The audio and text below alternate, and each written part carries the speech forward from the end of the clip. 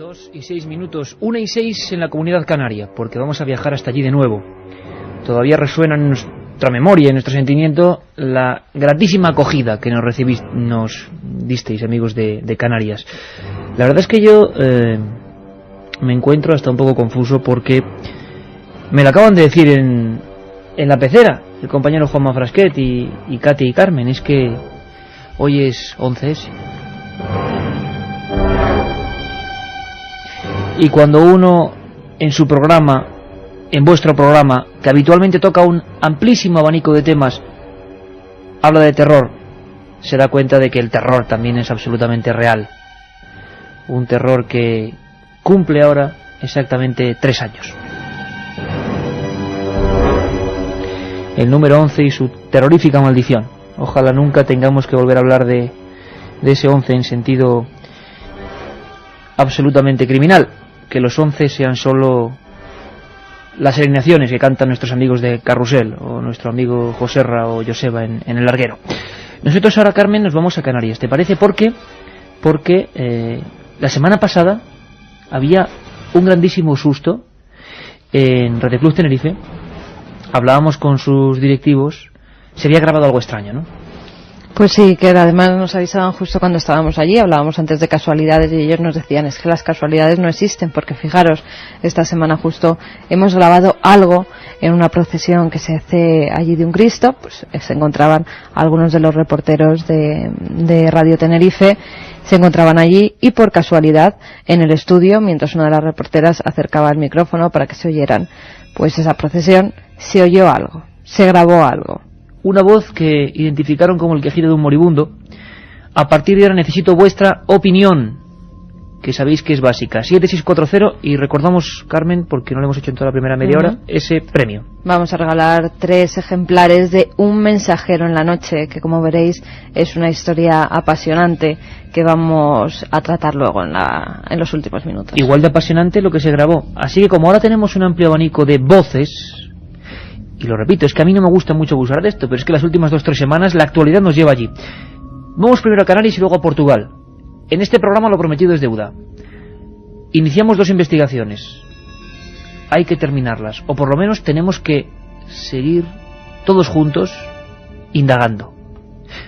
Todos con el oído afinado, porque comienza el misterio de las, como diría Constantin Raudive, aquel científico, voces sin rostro. De momento, Carlos Barroso, que vuelve y con más fuerza que nunca, nos lleva al archipiélago de nuevo.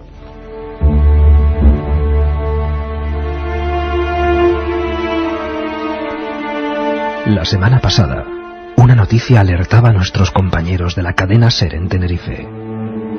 Una voz desagradable, como el quejido de un moribundo, surgía en una conexión en vivo en la procesión del Cristo de la Laguna.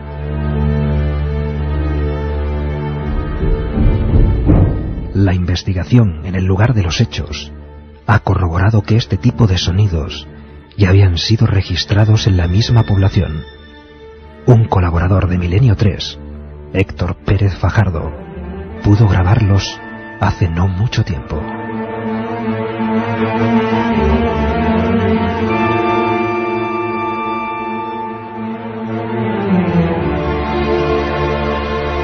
Dos 10 minutos, 24 grados exactos en el exterior de la Gran Vía de este estudio 1, que por cierto pronto queremos hacer rondas de alguna manera para que vengáis. De una vez va a ser imposible porque no cabemos tantos en el estudio, pero queremos empezar a hacer grupos, comandos de amigos, en el buen sentido de la palabra, por supuesto, que se vengan aquí con nosotros a compartir esta penumbra. Espero que sea un día más agradable, más interesante en el sentido informativo, porque hay que volver nuestros pasos sobre lo acontecido en Tenerife. Vamos a empezar escuchando la voz de nuevo. ¿Os parece, amigos? Investigación a partir de ahora. Queremos saber lo que escucháis. Nosotros no lo tenemos muy claro, solo escuchamos una especie de eso, grito o respiración extraña. Juanma Frasquet la tiene ya preparada. Vamos con ello. Muy bien, bueno, pues por lo que vemos, y como siempre además, la laguna no solamente lo festeja de la forma... Bueno, ahí teníamos el primer documento. Era Noemi, si no recordamos mal, Carmen, la persona que estaba en un Cristo muy devoto, el Cristo de la Laguna. Estaba conectando con los compañeros del Hoy por Hoy, y los compañeros del Hoy por Hoy se dan cuenta perfectamente de que una especie de grito, además muy concreto, que no parece un sonido telefónico, que no parece alguien que se acerca al micrófono, la corresponsal no escucha nada, se dan cuenta de que hay algo inquietante, extraño.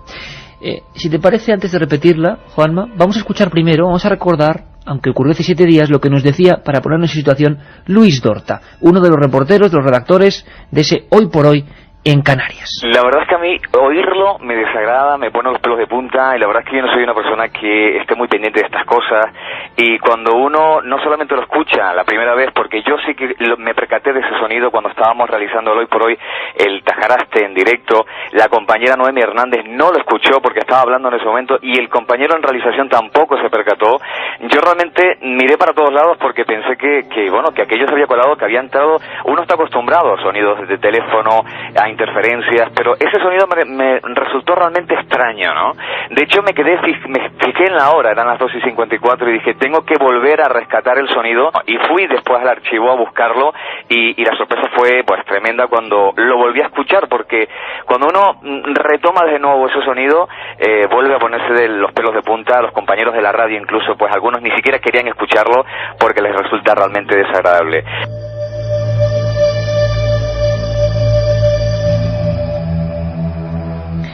Y era la voz del compañero Luis Dorta. En el estudio nos dimos cuenta, o se dieron cuenta, mejor dicho, el César López del César, de que había una conexión con una voz previa, con una voz anterior. Fernando Hernández, el especialista en aborígenes que llevamos para hablar de las pirámides de Güímar, junto a Sebastián, uno de los responsables del complejo de Güímar, de repente dio la luz de alarma. De repente dijo que, caramba, esto me suena. Ella empezó una investigación paralela. Al parecer, en el mismo lugar, en la misma población, en la laguna, se habían grabado unas inserciones muy similares. Era curioso, era raro. De nuevo la casualidad, una especie de grito también mortecino, como un estertor, lo que sea. O un defecto de los micrófonos, por cualquier cosa en la Comunidad Canaria, aunque bueno, nos parece un poco extraño.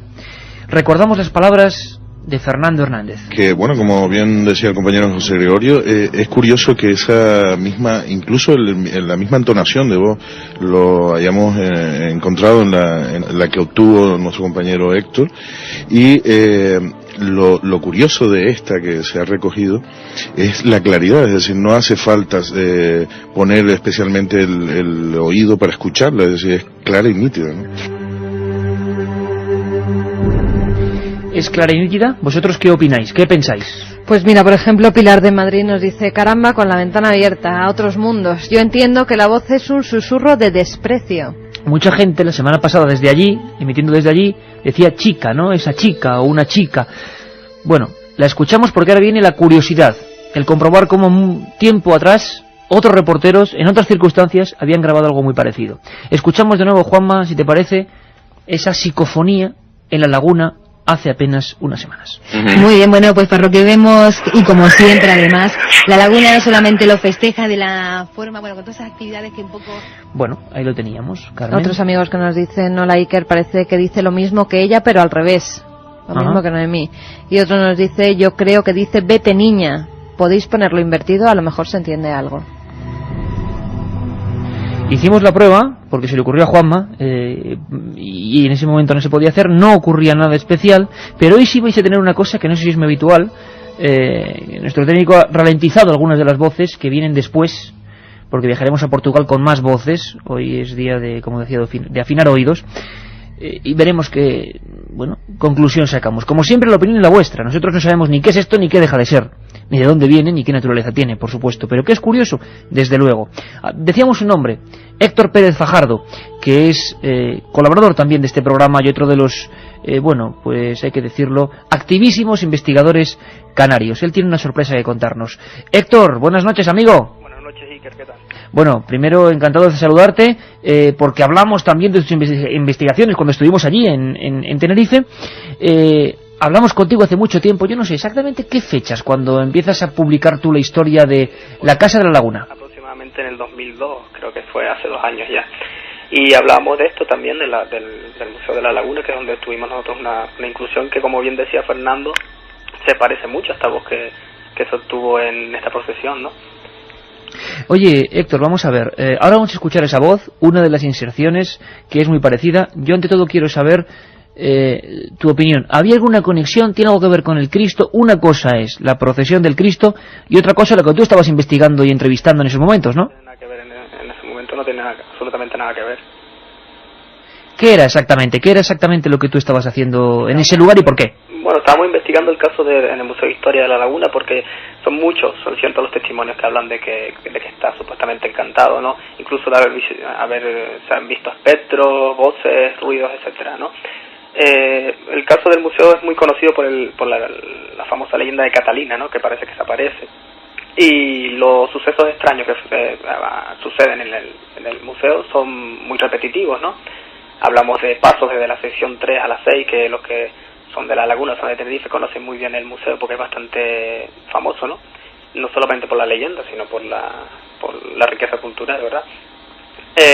Aparte de esto, son varios los sucesos extraños, ¿no? Repetitivos, como decía, desde la sección 3 a la 6, una vitrina que parece que se cae siempre, que es una vitrina que encierra un Cristo dentro, y es bastante pesada, y muchos de los miembros de seguridad, de la limpieza, administración del museo, etcétera, han oído cómo se cae esa vitrina porque hace un estruendo espantoso, ¿no? Y cuando suben, pues en realidad no ha sucedido nada, ¿no? Y claro, incluso hay familias que se trasladan al museo para ver, sienten como decía, malas vibraciones en ese museo, ¿no? Y a partir de estos testimonios, pues nosotros decidimos pues entrevistar a todos los empleados del museo. Y curiosamente todos habían tenido experiencias extrañas dentro de este museo, cosa que claro, no se hablaba mucho de estos sucesos. Héctor, decías que todos los empleados de alguna manera u otra habían tenido un encuentro con lo extraño. Incluso constatadas bajas médicas por el hecho de haber visto el espectro de esta chica, ¿no? La llaman Catalina porque lo que nos ha llegado con tradición oral que la que supuestamente se aparece es Catalina, ¿no? Qué curioso.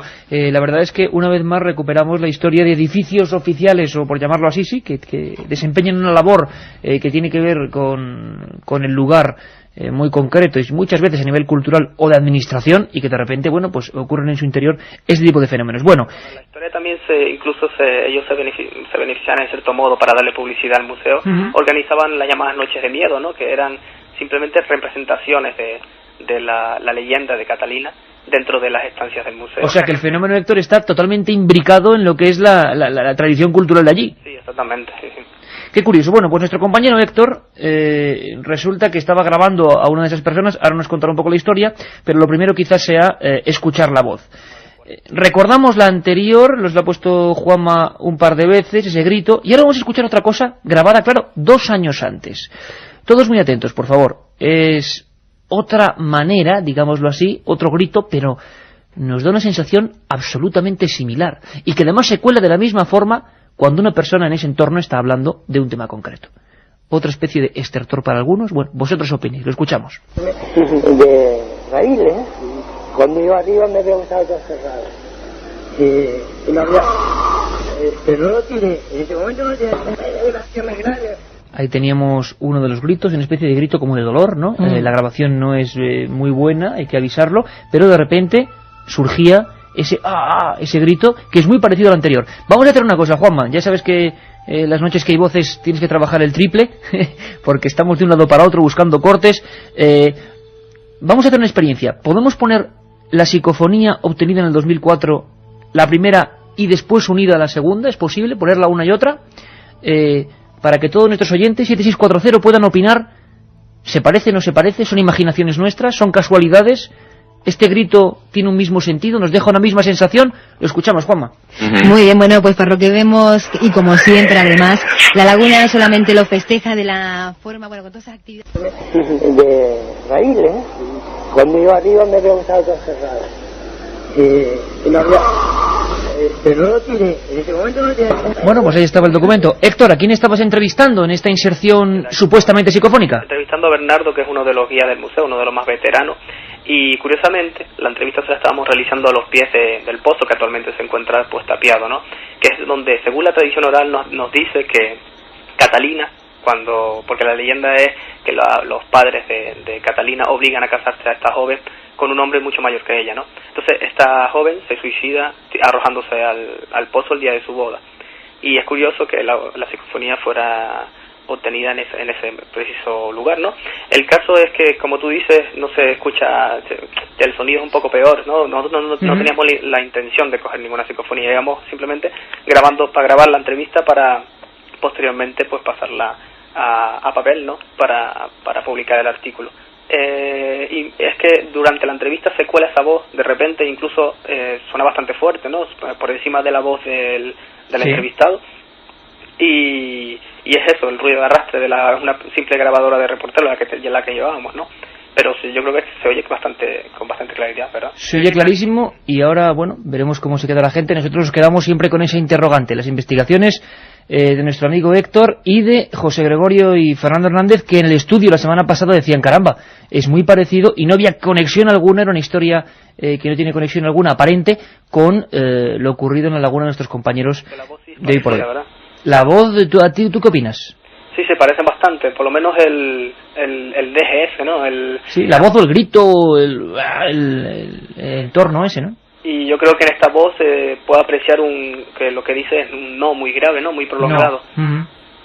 Bueno, vamos a ver qué opinan también nuestros amigos. Héctor, muchísimas gracias, amigo, y seguimos en contacto para cualquier novedad de este aspecto, porque Canarias siempre está activa a este nivel, gracias, y por fortuna. Venga, un placer. Un placer, Héctor. Un abrazo, hasta luego.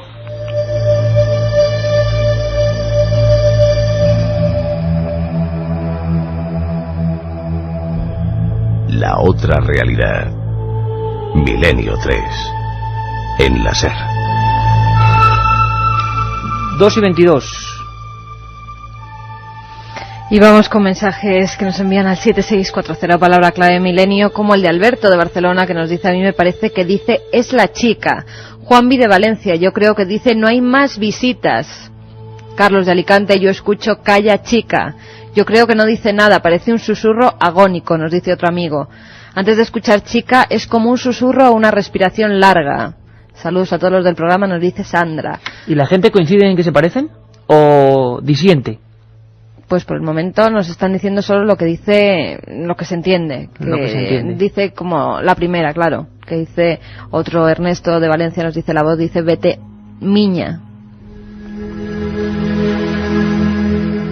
Todo esto entroncaría, y si acudimos al esoterismo, al espiritismo más antiguo y también más rancio, hay que decirlo así, y del que hay que decirlo, yo particularmente no me fío mucho, pero ahí están sus datos, sus doctrinas, como otras cualquiera, desde luego científicas no, porque el espiritismo nunca tiene nada de científico, siempre ese caso de sorprendente, que también es importante.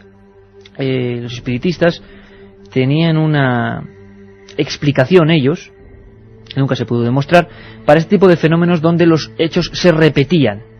Es decir, también nos valdría para todo lo que íbamos a comentar, incluida la visión de Javier Martín muy cerca de los alfaques.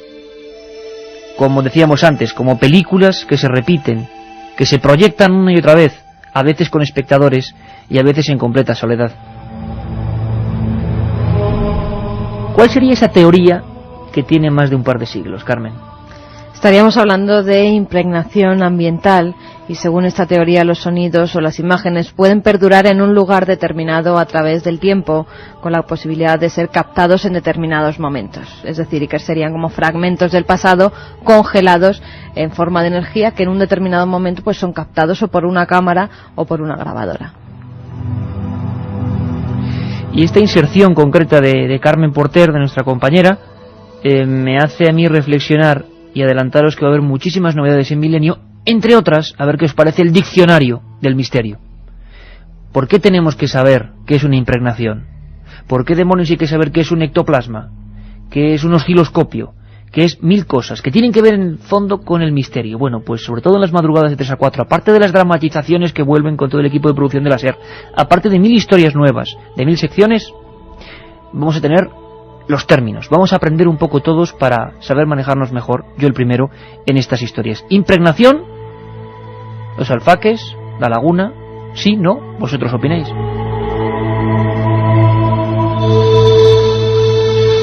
Ahora ponemos rumbo a otra investigación que estaba sin concluir y que seguirá sin concluir, porque en el misterio muy pocas veces se pone el sello de definitivo. Pero hace 3 semanas, José Manuel García Bautista y Guillermo León nos hablaban de unas investigaciones que se habían iniciado en Faro, Portugal. no era la primera vez que de ese lugar concreto, si no recuerdo mal, Tavira, nos venían noticias de apariciones. Bueno, pues qué mejor programa que el de hoy para saber cómo van las cosas. Nunca dejamos nada a medias, procuramos por lo menos que tengáis toda la información. ¿Viajamos a Portugal? Vamos allá.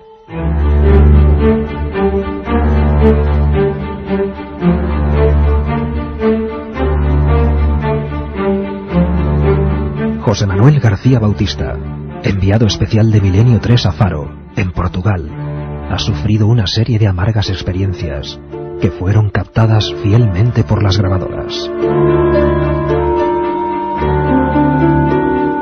Las supuestas inserciones psicofónicas, muy de fondo, parecen transmitir un inquietante mensaje en portugués.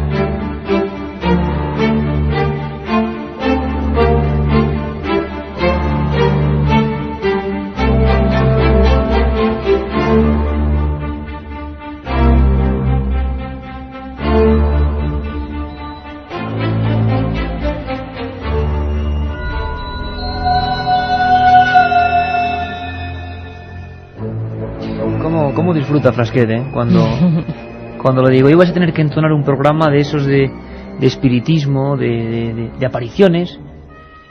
Siempre sobre el papel, amigos, siempre sobre el papel. Que aquí simplemente exponemos los hechos que nos van llegando. Intentamos, como hemos hecho con los alfaques, que tengáis toda la información. Si ocurrió algo, ¿qué ocurrió? Si hubo un periodista, ¿cuál fue el primero? Si hay un testigo, aquí está la voz. Es nuestra línea, mejor o peor. Nuestros compañeros estaban en Portugal. Uno sobre el terreno, pasándolo bastante mal, me parece a mí, no es la primera vez, y otro desde el laboratorio, investigando lo que son unas voces, os lo advierto, muy complicadas. La curiosidad que están en otro idioma. Esto no es muy normal, pero hay que afinar el oído un montón. Un montón. José Manuel García Bautista, nuestro corresponsal en Andalucía. Buenas madrugadas. Buenas noches, Iker, buenas madrugadas. ¿Cómo estás? Pues aún sorprendido por toda la información que estáis dando esta noche, por supuesto, y por lo que nos trajimos de Portugal. Que no es poco. Vamos a saludar a Guillermo León, Sevilla. Buenas noches. Buenas noches, Iker. Compañero, hace tan solo un par de semanas por aquí estabas, ¿verdad? Exacto. Y ahora ya metido, nos prometiste que te ibas a meter también a fondo a analizar todo el material, ¿no? Exacto, un material bastante fuerte, ¿eh? Sí, pero a la vez de fuerte. Bueno, primero hay una cosa que a mí me ha parecido, amigos, muy fuerte, y abrimos aquí el debate, porque la voz que creo escuchar, y vamos de voces, la voz que creo que parece de fondo cuando está hablando José Manuel en algunos momentos, sí. Es una voz muy parecida, ¿no, José? Es una voz que parece que es la misma persona, una mujer. Sí. Yo apostaría a que se trata de la misma voz. Sin embargo, habría que decir que mientras que yo hacía ese recorrido por la casa en el que iba comentando a una cámara pues por dónde iba y haciendo una descripción y demás, pues se empiezan a filtrar ruiditos que por supuesto yo no oigo, y que luego tras analizar la cinta pues descubrimos que es gracias a los ordenadores evidentemente, descubrimos que es una voz de una chica, de una mujer, que parece que por el timbre, por las características de esa voz, ¿no?, por el sonograma de esa voz femenina, parece que es la misma mujer. Sin embargo, mientras que estábamos haciendo esa grabación, excepto el cámara y yo, no venía nadie más con nosotros, que es lo curioso. Sin embargo, la voz, como bien apunta, sí parece ser que es la misma, y por supuesto hablando en perfecto portugués. Oye, me vais a hacer un pequeño favor, y toda la audiencia que estará ahí atrapada con vosotros y con vuestras opiniones.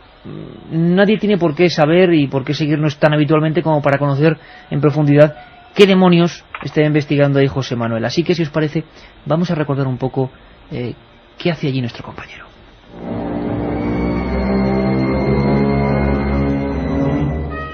La investigación se llevó a cabo en una villa portuguesa situada entre las localidades de Tavira y Faro. Esta casa durante muchos años estuvo sin habitar, hasta que los actuales dueños la adquirieron y remodelaron, al igual que el extenso jardín que la rodea.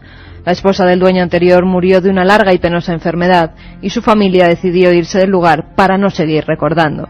En 1997 es adquirida por la familia Méndez, y tras hacer una serie de arreglos comienzan a habitar en ella. Al poco tiempo de instalarse, comenzaron a escuchar extraños ruidos en la buhardilla, a los que no dieron en un principio mucha importancia, y los atribuyeron a simples roedores. Pero días más tarde empezaron a oírse gritos, lamentos, llantos y pisadas que no se sabía muy bien de dónde provenían. También las luces comenzaron a apagarse y encenderse inexplicablemente, mientras algunos miembros de la familia decían sentir olores desagradables e intensas oleadas de frío, aun siendo verano. Pero cuando de verdad empezaron a sentir miedo, es cuando observaron cómo una mujer de mediana edad, ataviada con una especie de pamela y traje de época, se paseaba por los jardines de su villa, realizando siempre el mismo recorrido. A los pocos minutos desaparecía.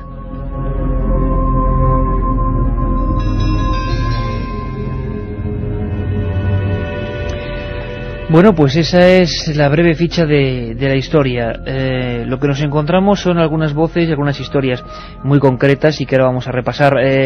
José Manuel, el peor momento que tú vives ahí, porque nos cuentas que le llegaste a pasar mal, ¿no?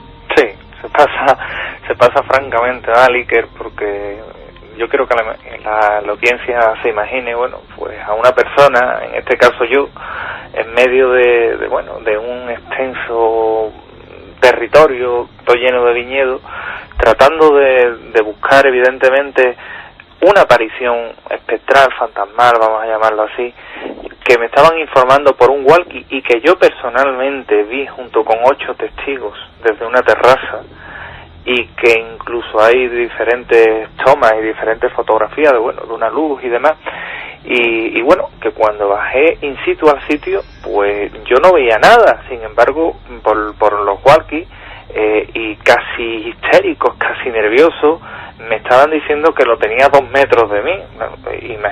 Yo quiero que os imaginéis pues al investigador allí también aterrado, por qué no decirlo, mirando 360 grados a su alrededor, tratando de localizar nerviosamente lo que le estaban diciendo que debería de ver, y sin embargo no veía, esperándote que pudiera pasar cualquier cosa en cualquier momento, porque realmente el miedo no tiene control, ¿verdad?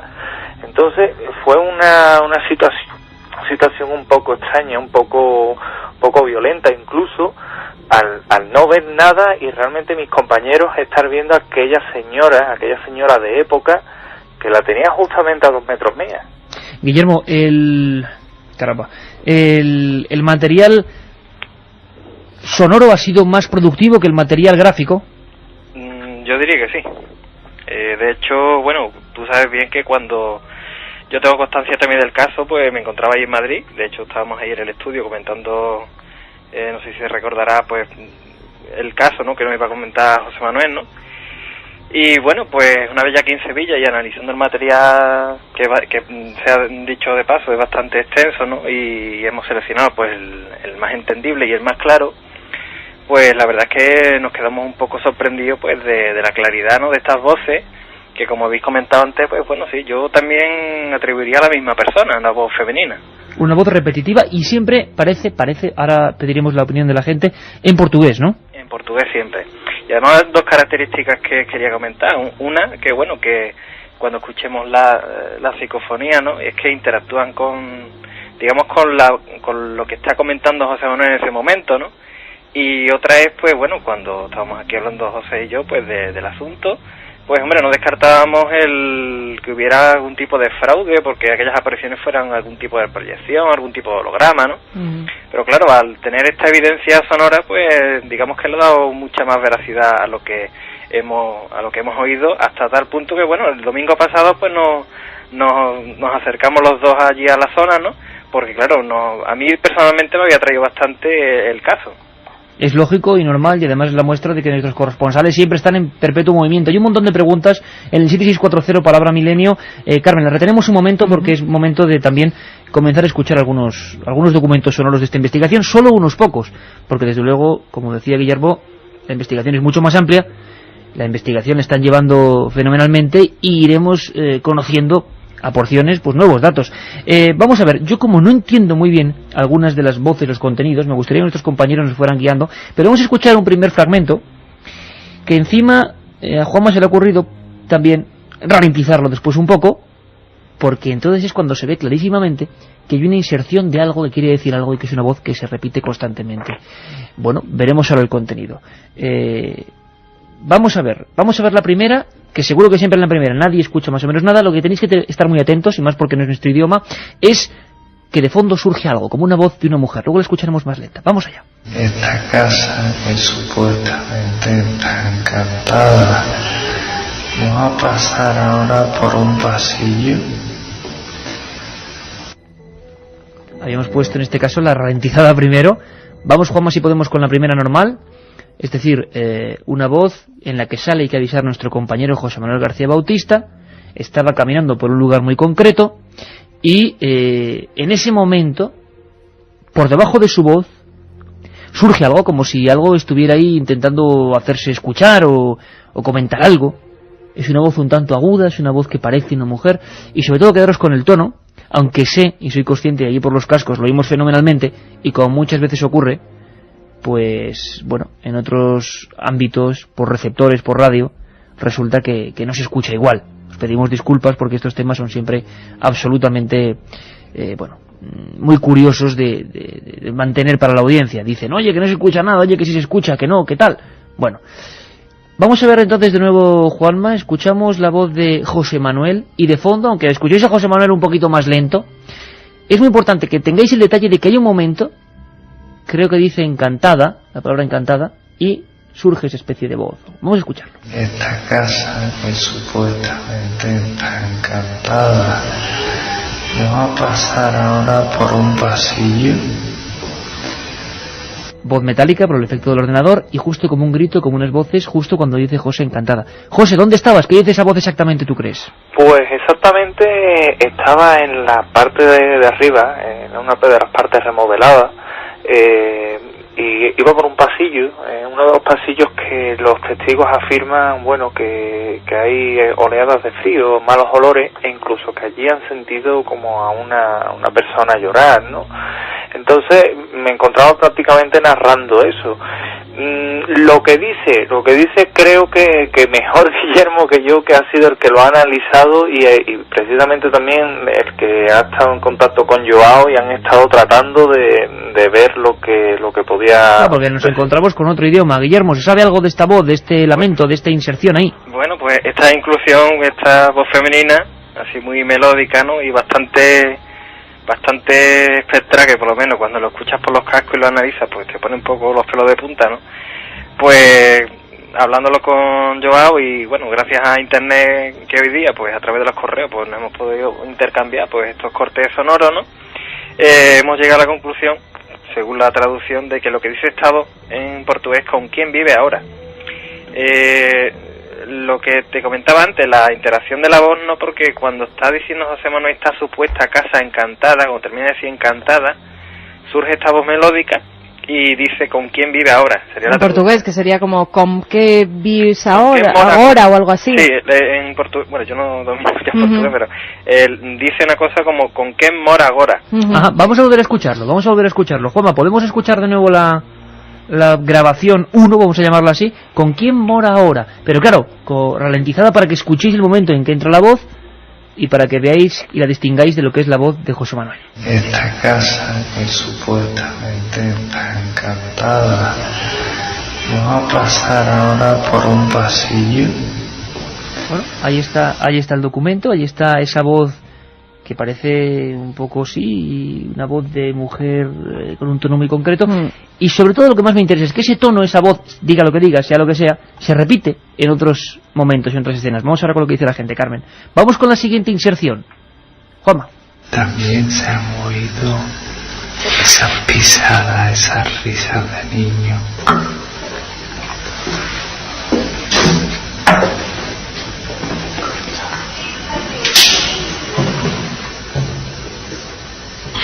Esta es la que dice Carmen, que parece que dice al final la voz, risas de niños. Sí, que es que esta la entiendo en castellano, no la entiendo en portugués. Y entiendo eso, risas de niños, como si repitiera lo que tú dices. Hay una serie de sonidos, de golpes. José, la voz de José no es la psicofonía, eso hay que dejarlo muy claro, que es el efecto de ralentizar mínimamente la voz porque al ser tan rápidas cuando se pone en el original, apenas es consciente la gente, lo hemos estado probando antes.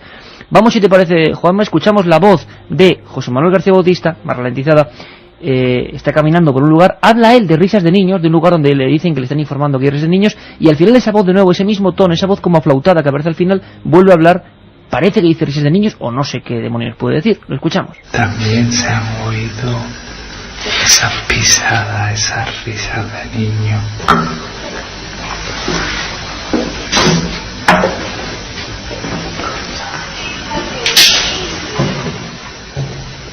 Guillermo, José, ¿qué tenemos ahí?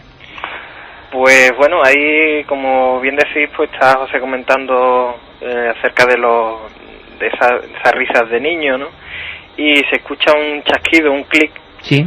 Y bueno, lo que hemos podido sacar, bueno, claro, lo que comenta Carmen, pues efectivamente también se entiende risas de niño. Claro, y también siempre con la psicofonía depende de tu interpretación previa, vas a poner tu filtro, ¿no? Exactamente. Pero bueno, observando y examinando lo que es exclusivamente el fragmento sonoro de esta voz femenina, pues hay un principio un poco confuso, pero bueno, después sí nos comentaba Joao que era muy claro y que decía, bueno, el final es ouvindo, que significa en portugués oyendo. Si diría una cosa así como te estoy oyendo. Ajá, te estoy oyendo. Curioso, Carmen, ¿qué dice la gente? Javi de Barcelona, por ejemplo, nos dice: la segunda psicofonía de Portugal entiendo claramente risas de niños. Claro. Inma de Valencia nos dice: parece que esté cantando. Keiko 37 es la voz de una mujer de mediana edad preguntando quién vive ahora. Se refiere a la primera de las psicofonías. Que es un contenido muy parecido al que realmente parece que dice. Estamos en el monte en silencio y parece la voz de una anciana o algo así. Alberto de Barcelona nos dice: la portuguesa me parece que dice ¿con quién vives ahora? Vamos a volver a escucharla, Juanma, si te parece. El documento, nuestro compañero está en un lugar muy concreto donde se dice que se escuchan risas de niños y parece te estoy oyendo en castellano, en portugués, pues como se diga. Ahí aparece esa voz. Lo importante, yo creo que desde fuera, es que está clarísimo que aparece una voz que es la misma de la vez anterior, el mismo tono, el mismo timbre y que dice algo. Vamos a escucharlo. También se han oído esas pisadas, esas risas de niño.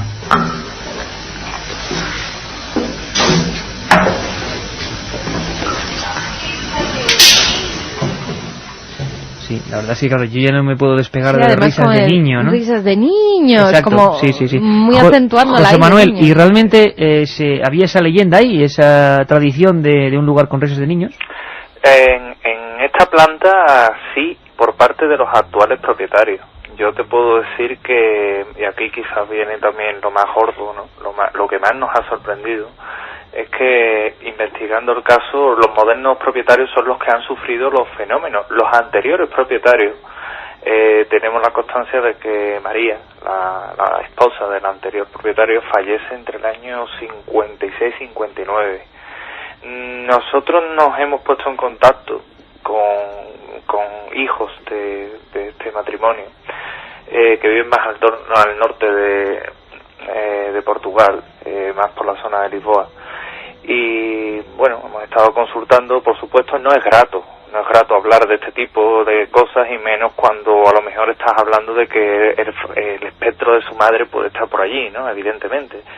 Pero hombre, eso es en la teoría, claro. Claro, por la descripción que le hemos dado y demás, y luego la voz que le pusimos, no ralentizada, sino por lo que más o menos se oyen en lo que es la psicofonía. Uno de los hijos nos comentaba que no estaba seguro, pero que por la descripción y lo que estaba oyendo creía que sí, que podría tratarse de su madre. Vamos a hacer una prueba, José.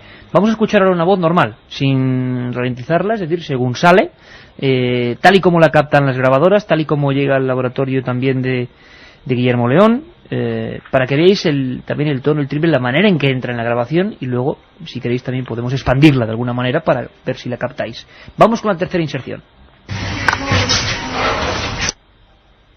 Esa es difícil de escuchar, ¿eh? Vamos a ver otra vez, Juanma, si podemos.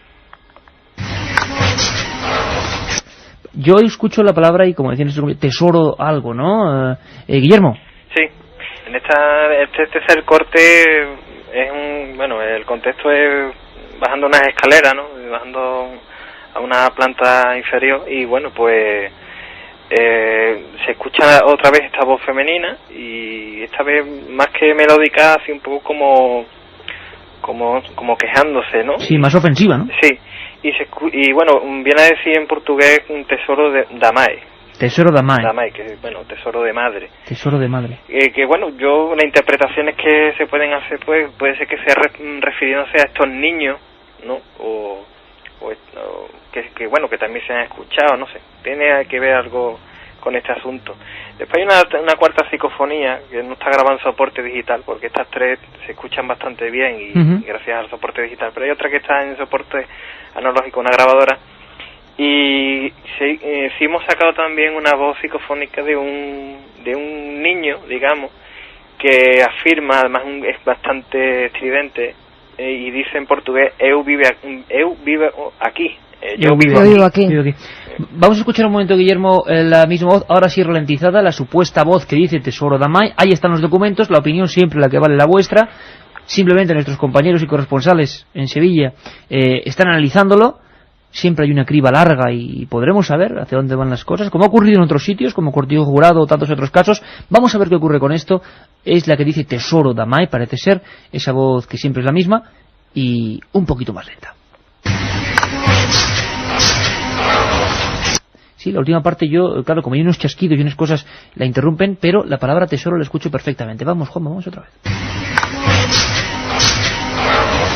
Además siempre ese tono, como decía el gran Germán de Argumoso, esas voces que son siempre cantarinas, ¿no?, que parecen llevadas por el aire. Bueno, además, y que estas voces siempre tienen la misma característica, ¿no? Vienen como del fondo de una habitación, sí, ¿no? Así como una especie de eco, ¿no? Que exactamente. Exacto, cuando la ves en el ordenador, ¿no? Y ves las huellas sonoras que dejan, pues siempre quedan por encima de lo que sería una voz normal. ¿Y por qué? Y ese es el gran misterio, Guillermo y José, que desde luego os emplazo a que nos sigáis informando sobre esta macroinvestigación que habéis iniciado en el país vecino.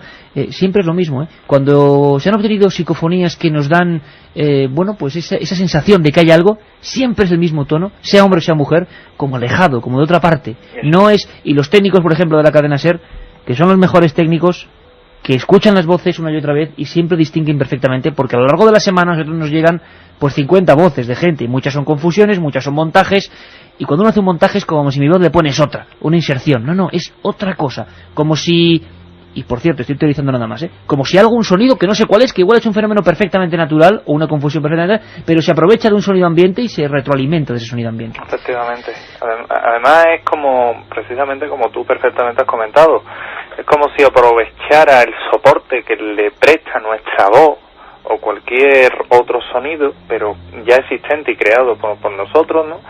Y aprovechar ese soporte, digamos, para comunicarse o lanzar ese mensaje. Siempre el quedar ahí por lo harto de la voz del investigador o del sonido que se crea. Y a veces teniendo mucho que ver con lo que el propio investigador está hablando. Bueno, continuaremos la investigación, compañeros, seguiremos, y desde luego tendremos la oportunidad. Además, quiero felicitaros personalmente porque sé que tenéis nuevas criaturas literarias para animarnos a todos a la lectura. Guillermo y los misterios de Marte en concreto, José Manuel García Bautista y Rafa Cabello, que van a hacer una introspección tremenda en los misterios de Sevilla y en las grandes tragedias, y desde luego los compañeros de Milenio estaremos muy atentos de estas nuevas obras vuestras, que será un orgullo, por supuesto, que lleguen a la mayor cantidad de lectores. Un abrazo fuerte, amigos. Hasta luego, Iker, buenas noches, gracias. Tenemos 10 minutitos para una nueva investigación. Bueno, como decía, lo prometido es deuda. Canarias, Portugal, investigaciones abiertas, y hay que seguir cerrándolas, hay que seguir pendientes de lo que se va levantando en este programa, ¿no? Y seguir indagando. Tienes ese libro entre las manos, Un mensajero en la noche, María Vallejo Nájera. Es curiosísima la historia. Sorteamos 3, 7640 palabra milenio. Y Carmen, es la historia de un preso, ¿no?, que recibe una visita en plena noche. Efectivamente, Iker, esta historia se realiza en un pueblo de Londres, donde hay una cárcel. Hay un hombre que está encarcelado allí por varios delitos, tiene 14 años que cumplir en la cárcel, y de repente, de pasar de ser uno de los presos más peligrosos de esa cárcel, algo ocurre en esa celda que cambia por completo su vida. Una historia que es 85% real, que ha dramatizado un poquito, pero que evidentemente los datos están ahí, un dato periodístico importantísimo. Bueno, tú has hablado esta misma tarde-noche con María Vallejo Nájera, la autora, Vamos a escucharla cómo hablaba de este personaje. Esta persona pertenecía a la mafia en Inglaterra, era un hombre muy peligroso que cometió muchísimos delitos y al final le cayeron por justicia 14 años para cumplir en las cárceles inglesas. Y bueno, pues era un hombre altamente peligroso, estaba siempre metido en líos dentro de la cárcel, y lo que le ocurrió fue que cuando le faltaban 4 años para cumplir condena, él jura y jura que tuvo una experiencia mística que consistió en que se le apareció un ángel, un ser angélico que le habló, y a partir de ese día no pudo volver a tomar las drogas, nació en él una enorme necesidad de orar, de que alguien le hablara de Dios, porque él antes de esto había sido ateo, no sabía nada de espiritualidad, y bueno, acabó su condena y acabó su vida también como monje benedictino. Yo ya le conocí como monje benedictino y el libro está basado en las entrevistas que le hice durante 1 año y medio. Sorprendente cuando menos, y la repercusión en la propia cárcel es tremendo, porque los directores de esa cárcel, a este hombre, a Alan, ¿cómo era el nombre exactamente, Carmen? Pues a ver, te lo leo porque es un poco complicado y aquí que no sabemos inglés. Albert Michael Westbrook. Hay que decir que no es su nombre real, es un nombre inventado por la autora. Pero el hombre murió en el 2002 y existió realmente. Sí, el hombre existe realmente. Ella durante 1 año y medio, la autora, María Vallejo Nájera, durante 1 año y medio convive con este preso que se hizo monje benedictino y cuenta luego la historia, que es el libro que es un libro basado en una historia real. Incluso en la cárcel los directivos no se lo pueden creer, piensan que es un truco, esa increíble transformación en una sola noche. Le había visitado un mensajero dentro de la celda. Lo que ocurrió con los presos fue muy interesante, y esto para él también fue muy importante para darse cuenta que realmente algo le había pasado a nivel espiritual, porque él estaba rodeado de amigos muy agresivos. El protagonista de mi novela era líder dentro de la cárcel, era un hombre muy admirado, muy respetado, controlaba droga dentro de la cárcel, o sea, era un mafioso ya dentro de la cárcel. Y claro, sus compañeros ven de la noche a la mañana a una persona totalmente diferente. Era el mismo en cuanto a su inteligencia, su personalidad, con un cambio radical de bondad. Era una persona muy agresiva y muy temida, y de repente empieza a cambiar, a entregarse a los demás. Pasó de ser el navajero número 1 del grupo a intentar poner paz cuando había broncas, a intentar darles consuelo, y esto obviamente lo notaron, los primeros que lo notaron fueron los presos, ¿no? Una historia increíble. Además parece que se despiertan después de esta extraña visita de un ser en su celda umbría y lóbrega, un interés de estudio y una facultad increíble para aprobar todos los exámenes que le ponen delante. Sí, además, fíjate, Iker, porque anteriormente él no tenía ningún tipo especial de pasión por la lectura. Desde ese momento empieza a leer casi compulsivamente la Biblia, todo lo que cae en sus manos, todo el libro que cae en sus manos, y de ser casi una persona analfabeta pasa a sacar en todos los exámenes que les hacen, porque va un profesor a examinarle de determinadas materias que él decide estudiar, y en todos los exámenes saca matrículas de honor. En cuanto a la capacidad de estudio, fue absolutamente extraordinariamente sorprendente, ¿no? Era una persona poco literalmente educacionalmente mal formada, o sea, con pocos estudios, y estudió todo lo que pudo. En la cárcel de Inglaterra, si tú pides estudiar, te lo conceden dentro de una serie de limitaciones, ¿no? Y bueno, pues a él enseguida le dijeron que si quería pasar los exámenes para estudiar teología, que vendría una persona de la facultad más cercana a pasarle los exámenes, etcétera, y así fue. Y sí, efectivamente, él estudiaba todo lo que podía, a veces no tenía tiempo para prepararse los exámenes profundamente, pero sí, cuando se sentaba delante de la hoja, pues tenía una inspiración muy gorda, muy profunda, y simplemente pues se sabía las respuestas, pero ya no se le olvidaron nunca. O sea, eran respuestas que es un fenómeno realmente muy muy sorprendente. Y vosotros opináis como siempre, ¿qué pudo ser? ¿Cómo era ese individuo? Era una aparición realmente, como ha ocurrido en otros casos. Yo le he pedido a Katia que buscase en los archivos, porque yo sabía una historia parecida en Vitoria, parece mentira. La muerte del buen ladrón, año 55, un condenado a muerte. El autor fue Primitivo Ibáñez y Argote. Un hombre que también, después de una experiencia en la celda, cambió radicalmente su pensamiento. ¿Qué es lo que vio este hombre, Carmen? Pues según las descripciones que le da a María Vallejo Nájera, lo que este hombre ve es una figura angelical.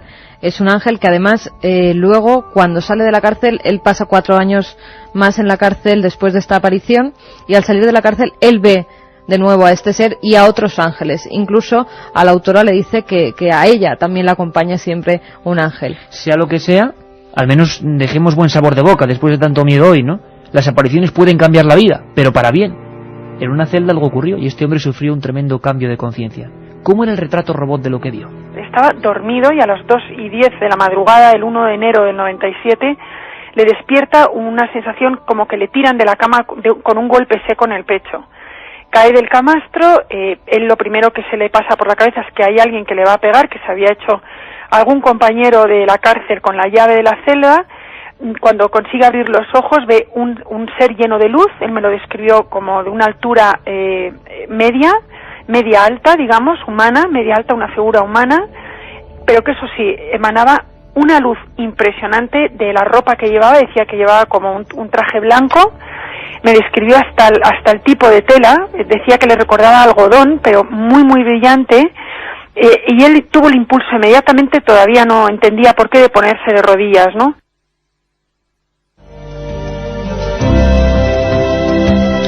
Lo decía la autora María Vallejo Nájera, la licenciada en Pedagogía y autora de este libro Un mensajero en la noche, que sorteamos 3 ejemplares. Katia, ¿qué cuenta la gente en experiencia curiosísima?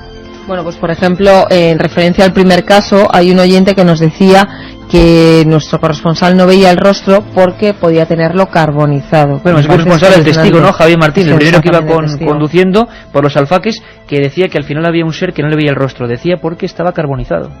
Sí, escalofriante, desde luego. Teresa nos dice: en mi pueblo, Cuarte, Zaragoza, hay una casa en la que desde los años 40 se oía a un niño decir que se está quemando. ¿Se han obtenido psicofonías del camping? Luis de Alcalá de Henares nos lo pregunta. Por lo que sabemos, no. Que había más historias misteriosas, sí, pero psicofonías no. Otros amigos, como Alberto de Barcelona, que nos dice la segunda portuguesa, a mí me parece que dice meninos al final de la frase. Son como pequeños en portugués. Álvaro Paniagua nos dice que estas 2 psicofonías puede haber una conexión, la más vieja es un lamento y la del 2004 parece que dice Catalina, pero todas con el mismo tono de voz. El hombre de Zaragoza vio entes que aún no aceptan lo que les ocurrió y se encuentran desorientados, nos dice otro amigo. Bueno, la experiencia, cuando siempre, es vuestra opinión, como siempre, que desde luego, sea lo que fuera, objeto natural, perfectamente explicable o no, marcó para siempre la vida de un conductor que a estas mismas horas pasaba frente al lugar de la tragedia, el camping de los alfaques. Bueno, espero que Noemí no esté escuchando esto, porque Javier de A Coruña nos dice: ¿existe algún dibujo, alguna imagen de Catalina? ¿Se parece físicamente a vuestra compañera Noemí? Podría venir por ahí la casualidad. Bueno, lo indagaremos desde luego con los compañeros en Canarias. Carmen. Amigos que estaban asustados y que nos decían: pero bueno, que os van a quitar el programa, que ha dicho Joseba. No, Joseba dice unas cosas. Ni nos van a quitar el programa, ni otros como Guillermo Rodríguez, que nos dicen que nos han censurado un programa sobre el 11S que ya teníamos para emitir, cosa que es completamente mentira. La cadena SER a nosotros nunca nos ha censurado nada. Y vamos ahora con los ganadores. Joseba, que daba miedo el programa, digo, al final nos van a regañar, pero ha sido un comentario, una broma, desde luego. Los 3 ganadores, Katia. Los 3 ganadores, que son, a ver, que los tengo por aquí. Que ven que volváis con tanta fuerza, aún mejor que la temporada pasada. Gracias, Paco de Madrid, es vigilante en Alcobendas y a él le mandamos unos libros. Otro oyente, Nacho de Cáceres: soy fiel desde el primer programa y hasta que el cuerpo aguante, aunque mira que paso miedo. Y para terminar, Azucena de Navarra, que nos dice que no sabe si se cree algo o no, pero dice que por lo menos le damos algo que pensar. Y es que programas del 11S hubo ya 2, ¿verdad, Carmen? Así que temporada muy fuerte. Un abrazo, compañeros, hasta el domingo. Poltergeist, duende ruidoso, espectro bromista. La terminología es amplia y variada, y la historia también. Cuentan que desde las crónicas de Plinio el Viejo se habla de casas, de recintos, de lugares donde ocurrían fenómenos extraños. Y lo más curioso es que la mayoría de las veces, desde ese tiempo remoto, se describen de la misma forma o con los mismos síntomas. Golpes provocados en la madera, voces, incluso a veces olores distintos. Y es cierto que son casos más extraños, pero incluso presencias etéreas que se reflejan delante de los moradores de esas supuestas casas encantadas. Nos habéis pedido por activa y por pasiva este tipo de fenómenos, este tipo de casos. Ayer dábamos un adelanto prácticamente con el asunto de Sevilla, que está ocurriendo ahora mismo, y que cubría José Manuel García Bautista, nuestro reportero allí. Sin embargo, estábamos preparando, hacía ya una semana, un especial, podemos llamarlo así, sobre casos ocurridos en esta ciudad, desde donde os hablamos, desde Madrid. 3 millones de habitantes, 11.000 calles y un puñado de casas encantadas.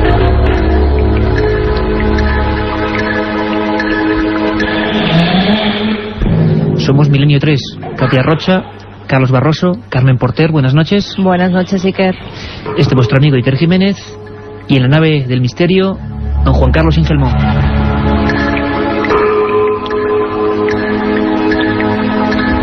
Y es que, Carmen, a ese milenio3@cadenaser.com, un montón de gente en todo este año, pero sobre todo últimamente con la llegada del verano, parece que a la gente le gusta pasar miedo.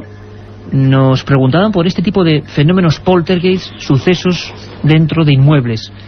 Son muchos, ¿no?, los mensajes de todo tipo de personas de España. Ayer recibíamos mensajes de Francia y de Marruecos, y incitando a que hiciéramos un programa de este tipo, ¿no? Ha habido muchísimos cientos de mensajes que nos decían que hiciéramos un programa sobre casas encantadas. La mayoría de ellos se centraban en Madrid, por muchos casos que han oído contar. Incluso yo creo que ahora que llega esta época de verano, la gente sale, ve esos edificios, ve sus historias, sus leyendas. Ese Madrid más solitario ahora, ¿no? Exactamente, Iker. Y también se reúnen en las terrazas y empiezan a comentar lo que allí pudo pasar. Bueno, pues vamos a intentar ahondar en casos del ayer y del hoy. Pero como ha habido cientos de mails, también ha habido cientos de programas y otras emisoras, de esta misma, de cualquiera, que ha tocado este tema. Es lógico, y hace muchos años. Lo que creo que nunca se ha escuchado es un poltergeist. Es decir, nunca ha habido una grabadora allí donde estaba ocurriendo ese fenómeno misterioso. Toda la sociología del poltergeist es interesantísima. Yo he provocado antes esos ruidos aquí en la mesa del estudio 1, donde por cierto ya está la penumbra y estamos todos alrededor de documentos, de papeles, de viejas historias. Hubo un periodista, un reportero, un compañero de este programa, Francisco Contreras, que tuvo la suerte o la desgracia, nunca lo sabremos bien, de acudir a un lugar, un barrio como otro cualquiera, en Madrid, y asistir a una situación cuando menos casi podemos decir irreal. Porque cuando llega el investigador, el periodista, el curioso, casi siempre estos fenómenos no siguen produciéndose.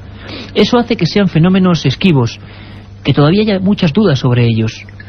¿Por qué cuando vamos con las cámaras, por qué cuando vamos con las grabadoras, nunca se oyen esos ruidos, esos fenómenos? Mentiríamos, a veces sí ocurre. Le ocurrió a Francisco Contreras. Allí estaba la grabadora, una familia inquieta, la policía había intervenido, y el motivo eran unos golpes invisibles, un timbre que sonaba solo, un vecindario agobiado, una situación angustiosa, unas niñas de 7 y 11 años, una familia con unos abuelos que vivían ahí, que en su psicología decían por supuesto que eso era obra de un duende. Golpes misteriosos, llantos y sobre todo miedo. Ahí estaba Francisco Contreras.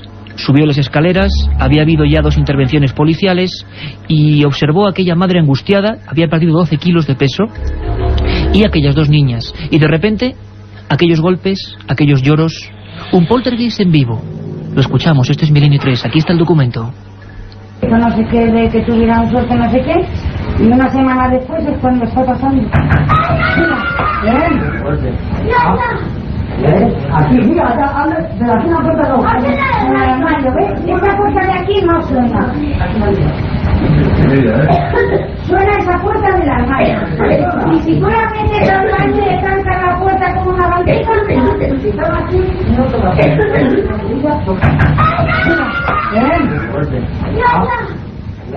aquí, mira, La otra realidad. Fenómenos extraños. Misterios sin resolver. Milenio 3. En la SER. Ahí estaba, como siempre digo, el micro amarillo de la cadena SER, que se cuela hasta en esos sitios. Francisco Contreras, compañero, aquí a mi izquierda. Una situación muy concreta. Tú desde luego no te esperabas encontrar con esos sonidos, ¿no? Buenas noches, Iker, y buenas noches, Carmen, Katia, Carlos y a todos los oyentes de Milenio 3. No, la verdad es que uno cuando investiga o va a hacer un reportaje sobre una casa encantada o sobre un fenómeno poltergeist, nunca espera vivir lo imposible hecho realidad, ¿no? Ser testigo de ello. Y la verdad es que se me sigue poniendo el vello de punta cuando escucho este fragmento. Y recuerdo esa mirada de María Ángeles del Amo en el bar Picos de Europa, enfrente de su domicilio, en la calle Lago Constanza, número 47, y me relataba cómo había perdido más de 10 kilos de peso en apenas un mes, cómo la Policía Nacional, concretamente dos patrullas de la comisaría de ventas del barrio de la Concepción, habían acudido a su domicilio bajo la presa del pánico y viviendo fenómenos extraños. La verdad es que uno nunca espera encontrarse o vivir el misterio así, ¿no? Quizás es lo que hace a los poltergeists o a las casas encantadas algo fuera de lo normal, dentro de lo que es toda la casuística extraña, ¿no? Tú puedes investigar sectas y hay documentos, hay testimonios, tú puedes investigar el fenómeno ovni con luces no identificadas, con supuestos aterrizajes de naves o artefactos voladores. Tú puedes bucear en antiguas civilizaciones y encontrarte con enigmas, pero cuando uno tiene cara a cara lo imposible y lo vive, uno se queda marcado para siempre.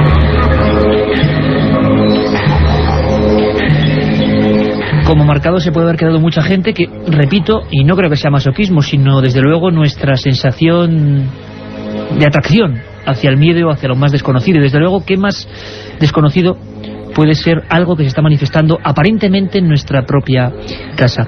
Yo creo que nos quedan 45 minutos apasionantes. Vamos a tener a periodistas, documentos, voces, historias alucinantes y comisarios de policía demostrando que quizá noches como esta a veces tienen que acudir a sitios donde ocurren cosas difíciles de explicar.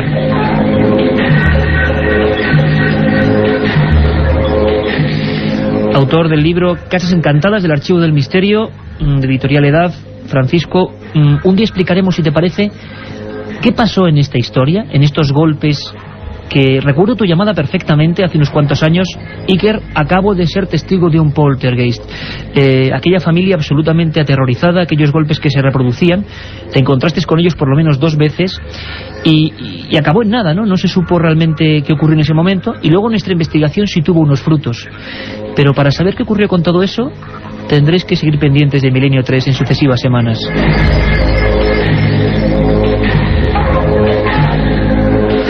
Y tengo aquí sobre mi mesa, porque vamos a empezar esta investigación en vivo, este Madrid misterioso y desconocido y completamente oculto, pero que a veces se refleja en los periódicos. Por ejemplo, el diario El País, ni más ni menos.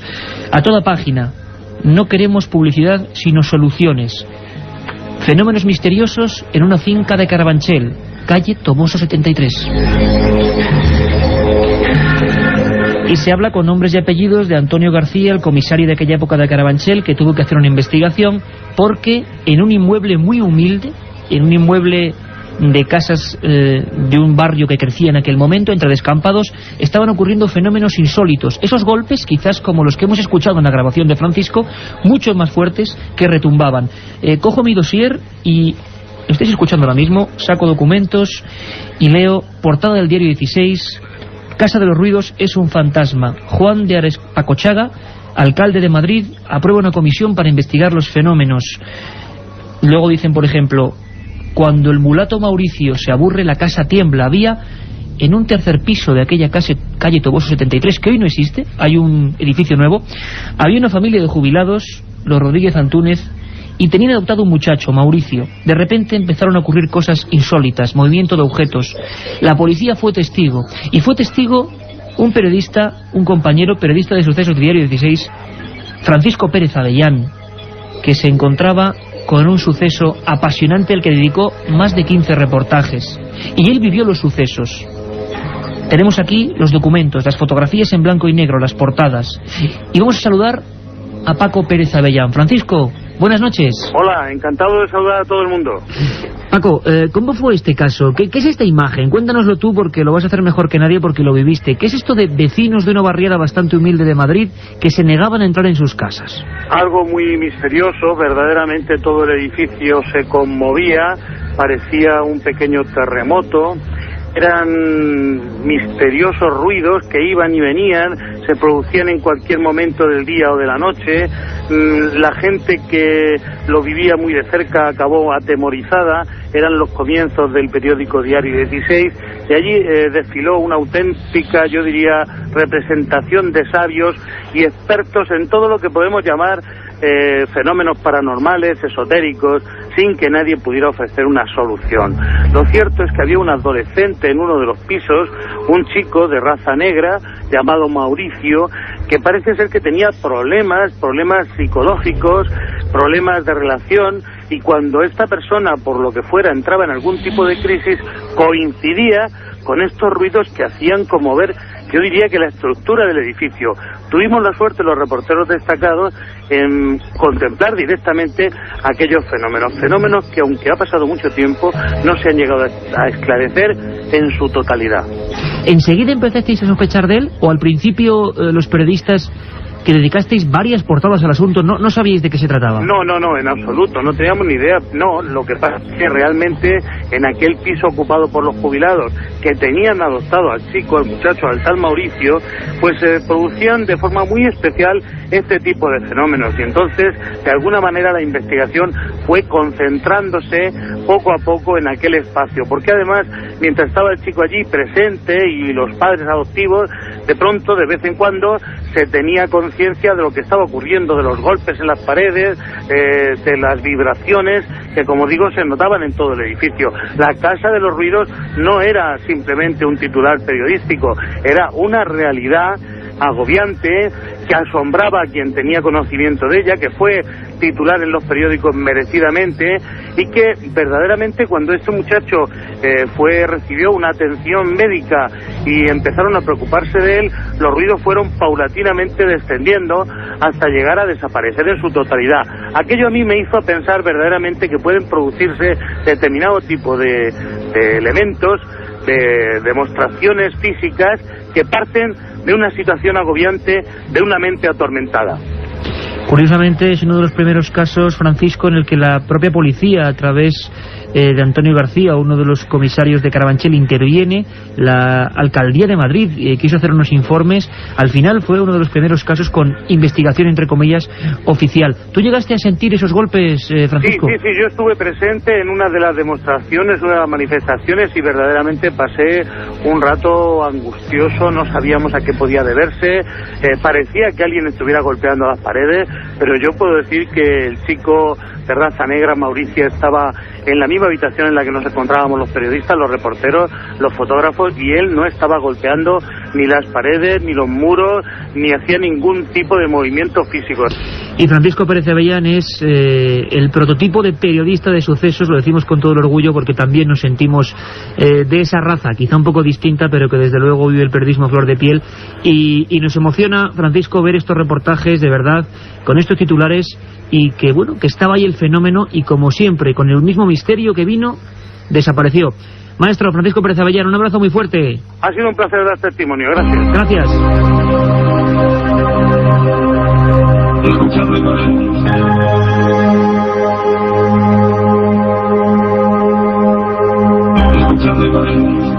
Milenio 3, con Iker Jiménez, en la cadena SER. Pues ahí teníamos a Paco Pérez Avellán, uno de sus primeros grandes reportajes. Fue la historia de la calle de los Ruidos, la Casa de los Ruidos, Toboso número 73. Hoy hay modernos edificios ya allí. No queda ni rastro prácticamente de aquellos primeros polígonos que hicieron que cientos de personas pernoctaran fuera de sus casas. Enero del 77, no sé si lo hemos comentado o no, con varios grados bajo cero, y la gente se negaba. Ahí están los periódicos, ahí están las hemerotecas, las fotografías, a entrar dentro de sus propios domicilios. La culpa, esos misteriosos golpes. Una de las primeras historias, Francisco, con intervención oficial en Madrid, ¿no?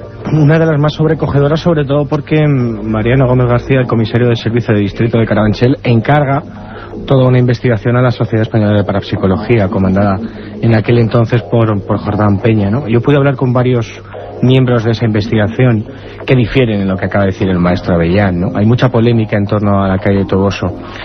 Ellos creían que ese mulato sí podía provocar los fenómenos, sí, pero ¿no? Que los provocaba él directamente, ¿no? Era un fraude. Lo que pasa es que hay muchas personas, entre ellos el maestro Avellán, que difieren, ¿no? Que han visto la fenomenología y a Mauricio no intervenir en absolutamente nada. Estaban allí, por lo menos estaban allí, e incluso Germán de Argumosa, otro de los primeros pioneros de estos temas, acudió allí cuando ocurrió algo algo significativo. Se dio una primera explicación, como siempre suele ocurrir y veremos en estos casos. Se dijo que eran las obras de ampliación del metro de la línea de Valvanera. De la línea 6. Línea 6. Entonces lo que ocurrió fue que la gente lo creyó más o menos, aquellos tremendos golpes que en esa casa, en ese piso, estaban produciendo incluso agujeros en las paredes. Lo que ocurre es que llegó el día domingo, se pararon todas las obras y aquella noche los ruidos continuaban, si cabe, con más fuerza. Un caso tremendamente polémico y que además contó con otro tipo de elementos. Germán de Argumosa, facultado por la comisaría de Carabanchel, realiza experiencias psicofónicas. Y sabéis que ponemos siempre comillas a todo tipo de pruebas de este tipo, pero sin embargo ahí están y queremos rescatarlas. Enero 1977. Mauricio en la habitación. Golpes, movimiento de objetos, un puñado de periodistas sobrecogidos, silencio total y Germán de Argumosa, que introduce en lo que llamaríamos una cámara de Faraday o caja anecoica, cierra herméticamente su grabador, pasan los minutos y ahí surge una voz que siempre, según la interpretación de Germán de Argumosa y los allí presentes y los informes que se hicieron, era bastante angustiosa, difícil de escuchar, por eso lo hemos repetido 3 veces. Es una voz, parece de un joven, curiosamente, y dice de esta forma exactamente, con esta inflexión: tengo miedo. La escuchamos.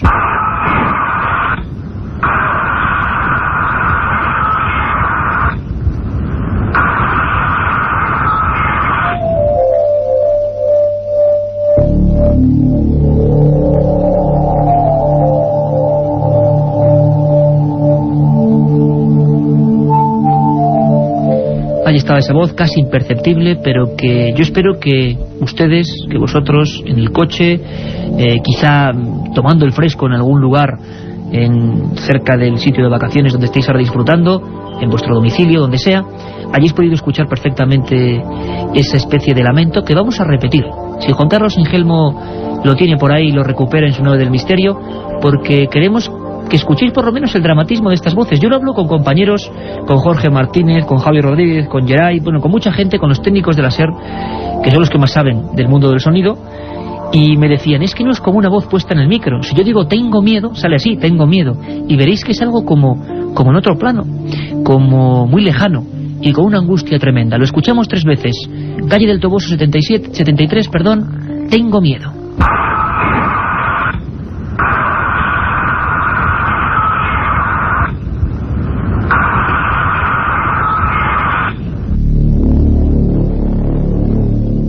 Y como decimos, en casas como estas no solo hay personas que son sus inquilinos, sino por ejemplo la policía, intervenciones directamente policiales. Y sé que muchos estaréis pensando que hay casos como el de Vallecas, más célebre, o el Palacio de Linares, que hoy no vamos a tocar, porque merecen programas especiales y concretos. Sobre todo el Palacio de Linares, que creemos que tiene una historia antigua apasionante. Policías concretos que estaban allí. Y hemos querido preguntarle pues a una persona que consideran también ilustre maestro de muchos otros policías. Es hoy el comisario del Distrito Centro, el jefe de la comisaría del Distrito Centro de Madrid, es José Manuel Sánchez, y nos sorprendió, porque abiertamente nos hablaba de casos investigados, de archivadores llenos de este tipo de fenómenos que no salen a la luz, y sobre todo de fenómenos vividos por él mismo. Comisario de Centro, José Manuel Sánchez, para Milenio 3. Lo primero que tienen que hacer es verificar la verdad, porque nosotros se nos ponen unos hechos en conocimiento y tenemos que intentar descubrir la verdad. ¿Qué puede ocurrir? Pues hombre, evidentemente si por ejemplo en una casa aparece una cosa extraña y aparecen por allí moradores distintos, se ha podido cometer un delito, que es un delito de allanamiento de morada, o alguien que se sienta coaccionado, intimidado, y estamos obligados, nos pagan para que lo intentemos descubrir. Lo que ocurre es que naturalmente nuestros conocimientos son muy limitados, ¿no? Pero ahí se abre lo que nosotros llamamos un suceso. Se abre una página, cualquier persona llama al 091, le cuenta una cosa de esta, se abre un suceso. Va a un coche, empieza a investigar, describe lo que ve y se le pasa a unos investigadores. Y estos investigadores, dependiendo de la calidad de ellos y de todo lo demás, pues van descubriendo cosas, pero naturalmente tenemos tenemos que investigarlo. Seguro que casos para Milenio 3 en cualquier comisaría, y particularmente en el centro, que tiene tantas casas antiguas, con tanta historia, con tantas cosas que decirnos, tenemos por centenares, pero que no habremos actuado bien. Pero yo he tenido casos muy concretos. Por ejemplo, todo lo que es el Palacio de Linares me pilló a mí, siendo yo el comisario del distrito de centro, y bueno, ahí yo mismo pude verificar o pude tener sensaciones que no soy capaz de explicar.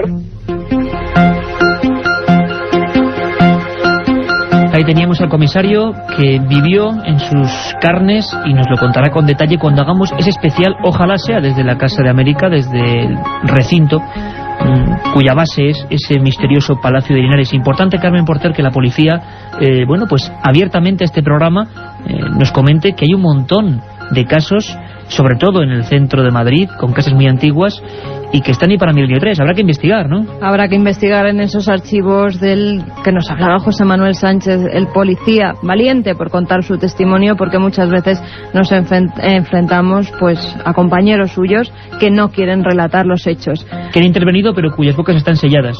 Por supuesto, y que además es muy difícil que policías así hablen tan abiertamente de estos casos, y por supuesto que si nos deja, investigaremos en ellos. José Manuel Sánchez, Distrito Centro y maestro de policías en Interpol. Francisco, es importante, ¿no?, saber y ampliamente comentar que de vez en cuando, claro, no son habituales, pero en Madrid ocurren este tipo de sucesos. En Madrid y en toda España, ¿no? Quizás el gran problema que tienen las fuerzas de seguridad del Estado cuando reciben una llamada pidiendo auxilio porque en una casa o en tu casa están ocurriendo fenómenos extraños es que se quedan atados de manos. Es decir, efectivamente hay un parte de incidencias, un informe en el que se denuncian. Si el caso tiene connotaciones peligrosas o truculentas o lóbregas, pues se investiga, van unos investigadores, pero normalmente se archiva porque no hay explicación. Yo te podría adelantar dos cositas. Ahora mismo en una provincia andaluza un compañero nuestro está investigando un caso, estamos trabajando poquito a poco, la policía científica lo va a tener que cerrar porque no hay solución. Se ha encontrado absolutamente con nada. Es decir, no hay explicación, no hay lógica, no hay pruebas, no hay datos, no hay... El suceso se acaba, porque no es... Y acaba en esos archivadores, Francisco, que nos comentaba José Manuel Sánchez, Distrito Centro, comisario de Madrid. A veces ocurren fenómenos, quizá los más llamativos sea, y luego vamos a hablar del Reina Sofía, y de la extraña tienda, el Baúl del Monje, donde incluso aparecen presencias o fenómenos más violentos. Pero... algo que nos puede inquietar, por ejemplo, a una redactora de la revista Más Allá, por ejemplo, Clara Tahoces, que ha hecho un libro magnífico que es Guía del Madrid Mágico, donde ella empezaba a indagar el pasado ancestral de esta ciudad deshumanizada, pero que sigue teniendo raíces mágicas. Ella, y lo vamos a recordar en un minuto, estuvo aquí en uno de los primeros programas de Milenio 3, como ejemplo de que a veces no somos conscientes de un fenómeno en una casa misteriosa o donde ocurren o hay personajes misteriosos, y luego, por ejemplo, al transcribir una entrevista nos encontramos con que entre la entrevistadora y nosotros, o esta periodista, había alguien más. Es el caso de Clara Tahoces, a la que vamos a saludar en unos minutos. Clara Tahoces estaba haciendo una entrevista a Juana López Manjón, y vamos a recuperar ese documento porque creo que es espectacular. Es una de las voces más claras que hemos oído nunca entrometerse. Estaba entrevistando a una persona que ya de por sí era misteriosa, mitad curandera, mitad sensitiva. Esta mujer hablaba y de repente, entre medias, en la transcripción de la entrevista aparecía una voz de las más claras que hemos escuchado. Este sería otro fenómeno que ha ocurrido en Madrid muchas veces y que es típico y que hace que se alarmen las personas, voces paranormales. Nosotros sabéis que tenemos una sección en que recuperamos un minuto de Milenio 3 con nuestro cronómetro especial, y lo hacemos para recordar historias apasionantes. Así lo recordábamos con Clara Tahoces, que en apenas un minuto también va a estar con nosotros en vivo, lo que le ocurría, lo que pasaba, y sobre todo escuchamos de nuevo esa misteriosa voz.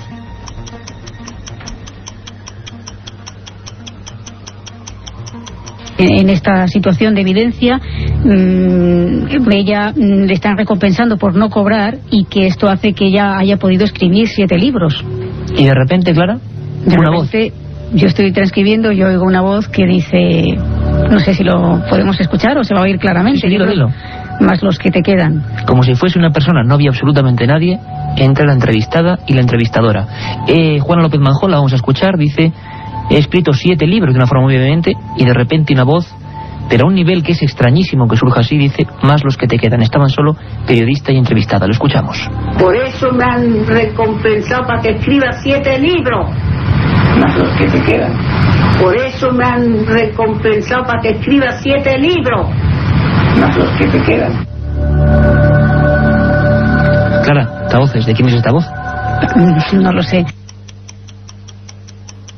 1937. 200 personas mueren trágicamente en el santuario de la Virgen de la Cabeza. 1971 aparece el fenómeno de las caras de Belmez. 2003. ¿Qué relación existe entre estos dos episodios? Descúbralo en Tumbas sin nombre. Un apasionante libro de Iker Jiménez y Luis Mariano Fernández. Una tragedia, un misterio, una investigación. Editado por Editorial Edad. La otra realidad. Milenio 3. En la cadena SER.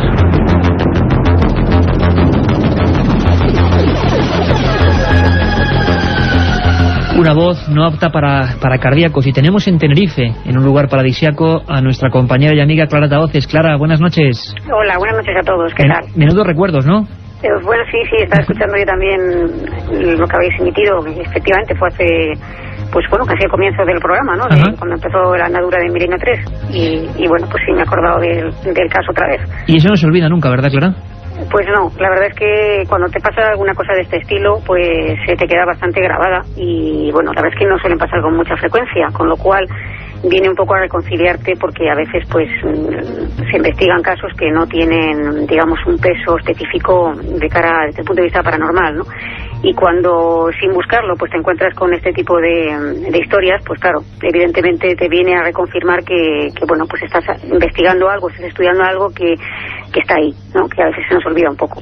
Qué bonita frase, reconciliarnos con el misterio, porque lo que la gente no sabe es que la mayoría de casos que investigamos pues realmente acaban luego en nada, es decir, hay fenómenos completamente explicables. Clara, tú estuviste en los primeros grupos de investigación, años 80, indagando historias en Madrid, hiciste ese libro, Guía del Madrid Mágico, que editó Martínez Roca, te has pateado unas cuantas casas encantadas en Madrid. A mí me gustaría preguntarte una cosa que sé que tiene difícil respuesta, pero es que nos llegan, y repito que están abiertas las líneas, milenio3@cadenaser.com, nos llegan cientos de personas que tienen o que sufren estos fenómenos en su casa, no saben a quién acudir, está el peligro de los supuestos videntes, limpiadores de casas, que al final lo que limpian es el dinero la mayoría de las veces. Clara, ¿qué hay que hacer cuando uno en su casa, o tú que has comprobado que es lo más viable, qué hay que hacer cuando uno en su casa sufre este tipo de fenómenos? Bueno, yo en este sentido, pues desde el punto de vista del investigador, pues tendría que decir que me encantaría que esas personas acudieran a investigadores, ¿no? Porque es la forma de conocer los casos. Pero desde el punto de vista, digamos, ético, yo no recomiendo remover los casos. Es decir, acudir a videntes o acudir a personas de dudosa reputación para que nos hagan una limpia, entre comillas, de la casa, o nos realicen algún tipo de ritual para quitarnos eso que parece que estamos viviendo, no parece la solución más viable desde el punto de vista psicológico. Y es que estos fenómenos tienden a agravarse cuanto más se escarba en ellos. Entonces, quizá lo mejor sería mantener la calma e intentar primero ver si ese fenómeno que se está sufriendo tiene algún tipo de explicación lógica y racional. Eso es lo primero, ¿no? Y sobre todo que intentar quitarle importancia al tema. Si los fenómenos, porque a veces pasa, ¿no?, son demasiado violentos o demasiado espectaculares como para que tengan una causa natural, entonces ya sí que a lo mejor habría que acudir a una persona especializada, y no me refiero a videntes en este caso, sino a personas pues que se dedican un poco a investigar este tipo de fenómenos para que intenten aportar algún tipo de información que no necesariamente tiene que ser la investigación en sí, sino una indicación de qué puede ser esto que se está viviendo, para tratar, pues evidentemente, de quitarlo, porque la persona que lo sufre no quiere tener eso en su casa normalmente. Hay casos que han acabado dramáticamente. Recordábamos la historia de la niña de Vallecas. Tú en Madrid has cubierto periodísticamente algunas historias. Yo recuerdo algunas, si no recuerdo mal, en Coslada, por ejemplo, donde las familias, los inquilinos, tuvieron que acabar huyendo de las casas, Clara. Sí, más de un caso que he conocido de personas que con posterioridad análisis del caso, o incluso cuando te llega el caso, ya esas personas han abandonado el inmueble porque no les ha quedado otra solución. Y, hombre, es triste porque tal y como está el problema de la vivienda en España, especialmente en Madrid, pues el tener que hacer esto que supone que ya la persona no aguanta más. Es decir, una situación completamente desesperada y bueno, pues no optan por la solución de marcharse, ¿no? Efectivamente. Clara, de todos los casos que son unas buenas decenas que tú has investigado, centrándonos en Madrid como esta noche estamos haciendo y quizá apartándonos un poco de los casos clásicos como Palacio de Linares o Vallecas, ¿a ti cuál ha sido personalmente el que más te ha impresionado? Bueno, a mí a nivel personal, un caso que se le llamó el caso Embajadores, que curiosamente ese caso no está reflejado en el libro, pero en este caso, digamos que de alguna forma tuve una cierta implicación, entre comillas, es decir, que estando presente en una de las visitas al domicilio, un domicilio también por la zona, digamos, más antigua de Madrid, pues bueno, en una de las ocasiones sucede que estás presente cuando pasa algo, ¿no? En este caso fue una fenomenología tipo RAPS, que son una serie de golpes que generalmente van asociados con el número 3, en una de las habitaciones, estando todas las personas que estaban en ese momento en la vivienda, estábamos sentados en el salón y sonaron pues como 3 golpes muy fuertes, muy secos en una de las habitaciones, y el perro que estaba por ahí por el pasillo salió despavorido y se metió debajo de los pies del propietario de la vivienda, y acto seguido la temperatura del inmueble empezó a descender de forma muy brusca, teníamos puestos termómetros y en cosa de pocos segundos la temperatura descendió por como 5 grados, habiendo colocadas 2 estufas y, si no recuerdo mal, la calefacción. Y porque era una casa fría, ¿no? Y entonces nos levantamos a ver para ver qué sucedía, y esto estábamos grabando toda la charla con estas personas. Los golpes aparecen reflejados en la cinta incluso, y en ese momento en el que pregunta la propietaria de la casa qué ha sido ese golpetazo, ¿no? Pues se oye una especie de voz mezclada también en la conversación, como ronca, seca, masculina y fuerte, que parece pronunciar una frase que hasta la fecha no sabemos qué es lo que dice, no se entiende bien, ¿no? Pero sí te puedo decir que cuando los levantamos para ver de dónde provenían los golpes, pues una corriente de aire nos sorprendió en medio del pasillo, y no te puedo asegurar que no había ninguna ventana abierta. Pero vamos, cuando te hablo de corriente de aire me refiero a que se llegaron a mover los pelos.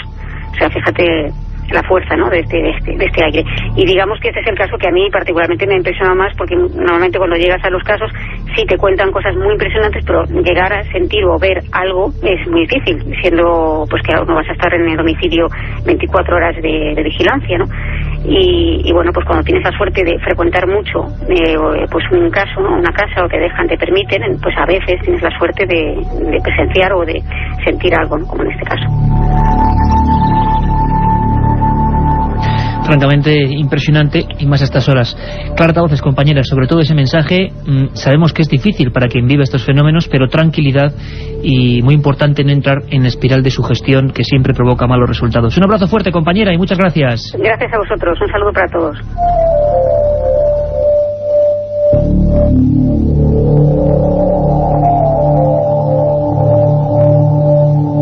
Un viaje en busca del misterio. Milenio 3, en la SER.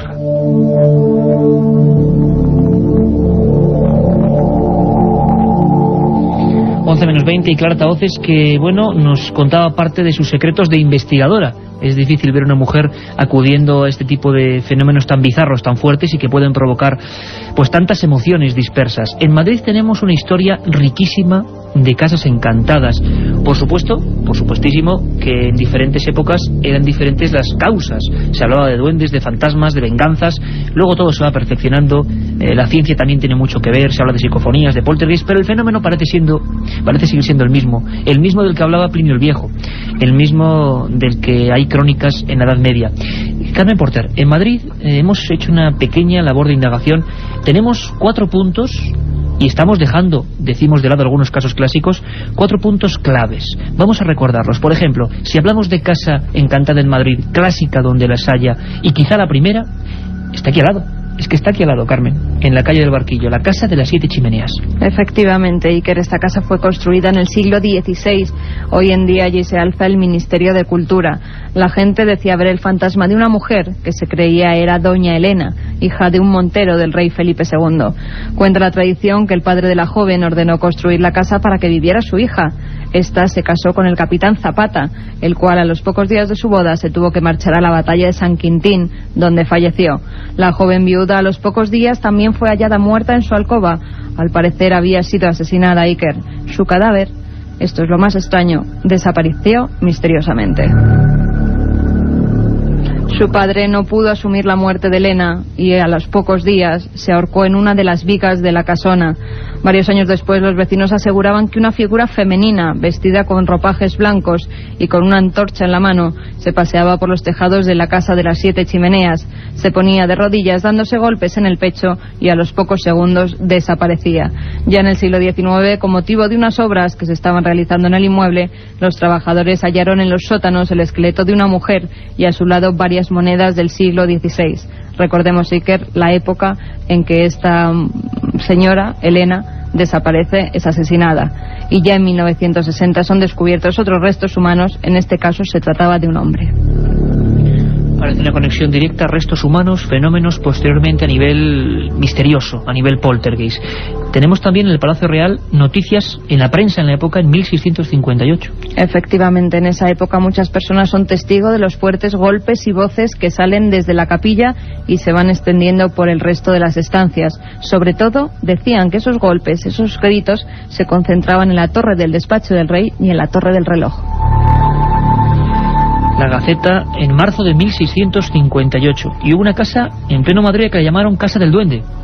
Efectivamente, la Casa del Duende, un 2 de noviembre hacia el año 1700, en la calle del Conde Duque, esquina con la del Duque de Liria, los vecinos decían que había una casa habitada por duendes.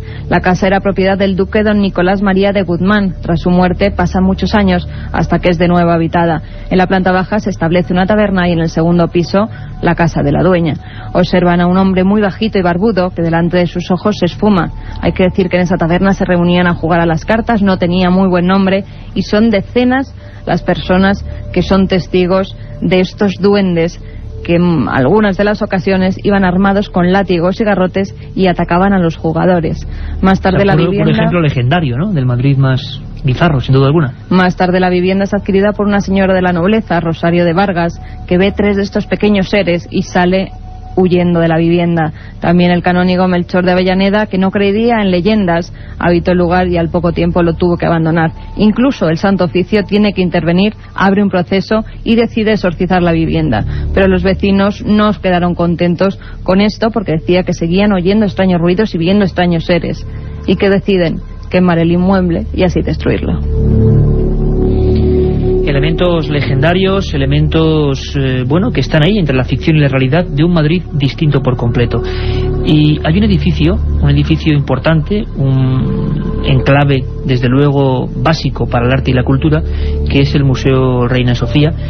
Francisco, sería hilar el pasado con el presente. Parece que en 1995, en obras de remodelación, sale a la luz, creo que es Diario 16 de nuevo, el que habla de fantasmas en el Reina Sofía. Y lo que parece cosa de leyenda, cosa de cuentos de duendes, se va convirtiendo poco a poco, por lo menos, en hechos casi probados, ¿no? Probados por investigadores y probados por guardias jurados. Hombre, un apunte a Carmen. Tú fíjate qué curioso que en Madrid se funda la primera sociedad de investigaciones metapsíquicas en 1920, de la mano del conde Jimeno y el marqués de Santa Clara. Y personas interesadas en la investigación de estos hechos. Desde principios de siglo. En Madrid, antes que en ningún otro lugar en España. Bueno, ten en cuenta que desde 1860-70 en toda España circulaban ya las teorías espíritas de Allan Kardec. De hecho, en 1860 el obispo de Barcelona... Allan Kardec, uno de los supuestos padres de esta doctrina del espiritismo. Y los fenómenos extraños, hace una quema de libros pública, pero para que ver lo que son las cosas. Ya desde 1920, principios del siglo XX, se investigaban.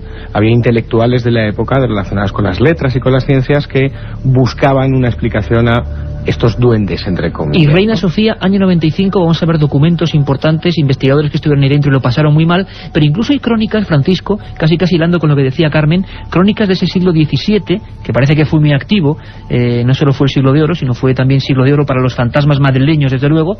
Se habla en una publicación que tú lo vas a comentar, y léenos esa pequeña crónica, porque se centraba en este lugar donde luego en el 95 hay fenómenos extraños que ahora vamos a escuchar. Los fantasmas del Reina Sofía salen a la luz pública o cobran fama el 21 de abril de 1995, cuando el reportero Álvaro Gariño, el redactor del Diario 16, hace una crónica fantástica que la titula Los fantasmas del Reina Sofía, ¿no? Y en ella cuenta como un grupo de investigadores paranormales, que es el grupo EPTA, que dirige el sacerdote Padre Pilón, y donde están Sol Blanco Soler y Paloma Navarrete, pasan diferentes noches autorizados por José Guirao, que era el vicepresidente del centro, para que investigue una serie de fenómenos extraños que y ahora escucharemos a Sol Blanco Soler, que estuvo allí. Que están viviendo, toda clase de sucesos insólitos. Pero la historia del Reina Sofía viene de atrás. Viene incluso de cuando era la dependencia o albergaba el hospital del antiguo San Carlos. Allí periódicos ya dejan constancia, como la Ilustración Española Americana, de lo siguiente, y te lo leo brevemente. Los enfermos se asoman por las ventanas del hospital cuando atardece para tomar el aire y descubren sus rostros amarillentos, algunos casi moribundos, rostros empalidecidos por la enfermedad, o quién sabe si por el sufrimiento de pernoctar en un edificio donde suelen ocurrir cosas extrañas, nunca explicables, apariciones y ruidos fantasmales, según se quejan los propios enfermos.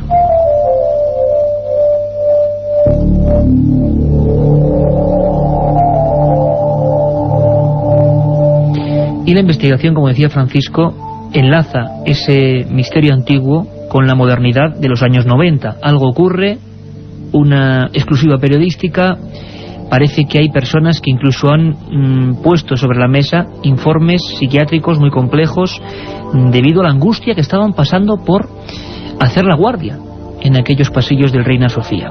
Uno de los investigadores que estuvo allí y el primero que recibió esos informes es Ángel del Río, compañero de labores informativas en la cadena COPE y en el diario El Mundo, y que se metió a fondo en esta historia, tan es así que acabó haciendo un libro, Casas Encantadas en Madrid, y nos explica de esta forma, rotundamente, cómo le llega esa vigilante, concretamente una chica, que parece que está muy afectada porque está viendo cosas extrañas en aquel lugar, en el Reina Sofía. Yo recuerdo que un día vino a visitarme a la radio una chica que dice que trabajaba en el Centro de Arte de Reina Sofía y que era víctima de los fantasmas, que sufría fuertes depresiones, que se encontraba muy mal, incluso había pedido el traslado al ministerio, a otro centro de la administración, porque era imposible poder vivir ahí. Tenía certificados médicos de cosas extrañas, de situaciones realmente dramáticas que le ocurrían, de una enfermedad, yo creo que psíquica importante, que le había llevado incluso a intentar suicidarse en un par de ocasiones.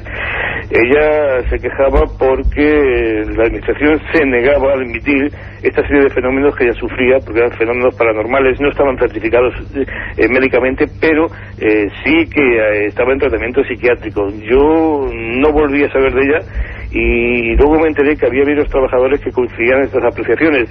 Bueno, el Centro de Arte de Reina Sofía, como saben todos los madrileños, incluso fuera de Madrid, fue el antiguo hospital, el hospital provincial.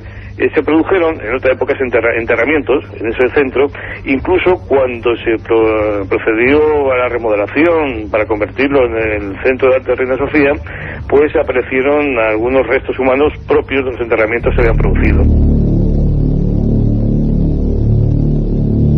De nuevo esa constante que parece algo que persigue a determinados lugares, hechos luctuosos, y yo recuerdo ahora la calle Antonio Grillo número 3, hablábamos ahí con Salvador Ortega de la Policía Científica, donde varios crímenes siempre centrados en una misma habitación durante diversas épocas y luego fenómenos extraños. Hechos luctuosos parece que son la antesala en algunas ocasiones de este tipo de fenómenos. Sol Blanco Soler era, como comentaba Francisco Contreras, una de las integrantes de aquel equipo de investigación del Padre Pilón, al que fue concedido un permiso, o quienes fueron con ciertas acreditaciones, para pasar una serie de noches. Hablaban, y nos hablaba Sol, de ascensores que sin el flujo eléctrico incluso se pusieron en marcha, y además ellos acudían con bastante escepticismo tras recibir las quejas de estos guardias jurados y digamos un poco la angustia general. Pero lo que sí les dejó helados fue algunas descripciones concretas del resto de vigilantes. Los vigilantes, que además son, y mandamos un saludo a todo ese gremio que sabemos que nos escuchan, son a veces los primeros testigos de este tipo de fenómenos porque están de noche ahí, en esos lugares solitarios. Escuchadme atentamente porque es impactante lo que tuvo que recoger esa comisión, esa investigación de Sol Blanco Soler y del equipo EPTA, y los documentos y testimonios que pudieron ellos grabar. Testimonios que hablan de visiones, ya no golpes y sonidos, sino visiones de figuras en aquellos pasillos. Lo escuchamos. En una segunda vez que estuvimos en el 95 fue porque algunos vigilantes, cuando recorrían esos enormes avenidas, o llámalas como quieras, ¿no?, o claustros, ¿no?, del edificio, pues habían denunciado de que se sentían muy incómodos porque habían veces que habían visto como procesiones de monjas recorrer el edificio. Eso, cuando fuimos en el 95, pues tenía también su razón de ser. El edificio tiene una carga de vivencias muy grande. Todo el mundo sabe que eso fue en sus inicios hospital de beneficencia, fue también psiquiátrico, más tarde fue, bueno, sitio donde había las prácticas de medicina, había por supuesto también depósito de cadáveres, es decir que ese edificio siempre ha tenido una carga emocional de tragedias, de sufrimientos, y por supuesto había una congregación religiosa en los inicios que se ocupaba del cuidado de los enfermos. Digno de una película de terror. Accidentes, muertes, congregaciones muy concretas y fenómenos extraños. Tenemos incluso, Carmen, en el siglo XVIII relación de accidentes o de muertes violentas y fantasmas ya de lo más escabroso o fuera de lo clásico, como es el de la calle Santa Ana, de aquí, muy cerca de aquí donde estamos en el estudio 1, ¿no? Y donde actualmente se sigue poniendo el rastro de Madrid. A principios del siglo XVIII surgieron numerosos testimonios que aseguraban que el fantasma de un hombre se paseaba por los tejados de esta calle y que incluso llegaba a entrar por las ventanas de alguna vivienda. La gente creía que se trataba de un curtidor de pieles que había muerto en esa calle en un accidente de carretas. Fenómenos antiguos, fenómenos dignos de ese Madrid de antaño. Y hay tiendas, hay lugares, hay establecimientos donde, bueno, pues se guardan estos enseres, los llamados anticuarios aquí en Madrid. Tiendas de antigüedades en otros sitios, aquí no sé por qué en Madrid se les llama anticuarios. Y hubo un caso espectacular, Francisco, tú acudiste allí rapidísimamente, lo viviste también en tus carnes. El baúl del monje se llamaba, ¿qué pasaba allí? Bueno, salta a la luz a la opinión pública en febrero de 1999. La prensa y diferentes emisoras de radio dan la noticia de que en la calle Monasterio, Marqués del Monasterio número 11, en una tienda de anticuarios, hace poco entonces, año 99, has dicho. 99. Hace 4 años. Ocurren fenómenos extraños, ¿no? La verdad es que 48 horas después de enterarme de la noticia estaba allí hablando con sus propietarios, con Ángela y con Noel, y la verdad es que me encontré un caso peculiar, distinto y quizás, si me permites catalogarlo o etiquetarlo así, romántico, ¿no? En Madrid tenemos fantasmas para todos los gustos. Artistas como los del Reina Sofía o los que hay en el Auditorio Nacional de Música. Supuestos fantasmas, claro. Supuestos fantasmas. En el Reina Sofía o en el Auditorio Nacional de Música. Violentos y macabros como pueden ser los que ocurrían o aparecían en Vallecas. Y este es romántico. Romántico por el lugar donde supuestamente ocurren esta serie de fenómenos, ¿no? ¿Cómo es la tienda? Bueno, la para verdad que es nos hagamos una idea ahora con los documentos. Es muy peculiar, ¿no? Es como un buen anticuario, te encuentras piezas de arte de cualquier época, ¿no? Y te sumerges en una atmósfera histórica que te traslada a otros mundos o a otras etapas de la historia fantástica, ¿no? Uno se queda como soñando, ¿no? En un viaje en el tiempo. Aquel día en que me encontré a Ángela, la verdad es que lo que no me esperaba o lo que no esperaba escuchar era la cantidad de fenomenología extraña que ahí había habido. Había miedo. Mucho miedo y mucho terror, incluso una casuística que no se había dado nunca en Madrid, que se denomina aporte. Y para que vamos a escuchar caídas y apariciones de objetos. Materializaciones de objetos de la nada. Vamos a escuchar una cosa importante, tú lo grabaste ahí, pedimos como siempre disculpas porque son grabaciones no hechas para un programa, sino estando investigando en el lugar de los hechos. Escuchamos cómo se llamaba la propietaria. Ángela, hablando de los primeros fenómenos, estallidos de vasos, movimientos de objetos que hacen que al final acabaran pidiendo auxilio y a nivel público. Escuchamos este testimonio del baúl del monje. Una de las noches venimos aquí, dábamos a abrir la puerta, oímos ¡cataflam! Y 2 vasos que estaban aquí, de repente aparecen estallados contra una de las cabezas que tenemos antiguas, esas cabezas romanas. Nada más entrar, o sea, fue entrar y ¡plop! Y muchísimo miedo. Ha sido violento porque de repente las cosas, es decir, lo que tiraba, las cosas que se movían, muchísima violencia, se estrellaban. Pero curiosamente nunca nos daba a nosotros, ni siquiera ha roto objetos valiosos que hemos tenido aquí. Es que es curiosísimo. Bueno, por lo menos era considerado, no rompía las piezas más importantes, pero lo que sí hacía era dejar presencias que serían características de estos fenómenos, extraños olores. Escuchad, Ángela, porque la descripción es desagradable y absolutamente gráfica. Desde olor a pelo quemado, dentro de este armario, olor a pelo quemado, es curiosísimo. Otras veces olor a podrido, de una manera espantosa, y al segundo oler a rosas, al segundo. Esto era un cambio de olor radical. Cambios de olores radicales, todo tipo de fenómenos, movimiento de objetos, se concentró todo en aquella tienda? ¿Sospechaban de algo, de alguien? Durante un año y medio. Ellos ocuparon ese establecimiento en marzo de 1998, se hizo público en el 99, pero durante ese año y medio año más vivieron todo tipo de fenómenos extraños. Había materializaciones, como decíamos, no solamente de madera, como lo hemos escuchado, ¿no?, de esa especie de serrín, sino que aparecían monedas de época, aparecían botones, incluso instrumental médico, de dentista, para ser más exactos. Incluso a los pocos investigadores que estuvimos allí, que en este caso fue el grupo EPTA, el padre Pilón, yo y creo que Jesús Callejo, bueno, nos llegaron a relatar una vivencia única. Ellos tenían una cabeza de carnero, una cabeza de terracota, que delante de los testigos, delante de los propios clientes, se movía de estancia a estancia. Incluso llegaron a tirarla al contenedor y volvió a aparecer en la tienda. Impresionante. Me gustaría poner un documento. Es José Manuel Sánchez, hablábamos del comisario, porque nos dice algo importante de cara al futuro. Comisario del Distrito Centro de Madrid, hay que seguir investigando, hay que seguir indagando. Escuchamos sus palabras. Yo creo que todos los expedientes que hay en la policía, a cualquiera que quiera investigar sobre estas cosas, ahí tenemos que permitir que avance la ciencia y que pues eso, se descubran cosas. Por ejemplo, yo he leído vuestro libro, el de Tumba sin nombre. Ahí hay una cantidad de cosas que te llaman la atención y que te dices, esto seguro, seguro que aquí hay una realidad que no hemos descubierto. Bueno, pues en lo que los archivos de la policía, en lo que los policías podamos ayudar, estamos moralmente obligados, naturalmente, a colaborar. Comisario Distrito Centro, muchos casos, una realidad que no conocemos, Francisco. Crónicas del mundo del misterio. Recomendamos, por supuesto, ese trabajo magnífico, Casas Encantadas, crónica de un siglo de misterio, Editorial Edad, el archivo del misterio. Hemos intentado simplemente poner pequeños documentos policiales, periodísticos, investigadores, de algo que ocurre en ese otro Madrid al que a veces hay que, abrir las puertas. Espero que hayan disfrutado. Nos escuchamos a las 3 de la madrugada.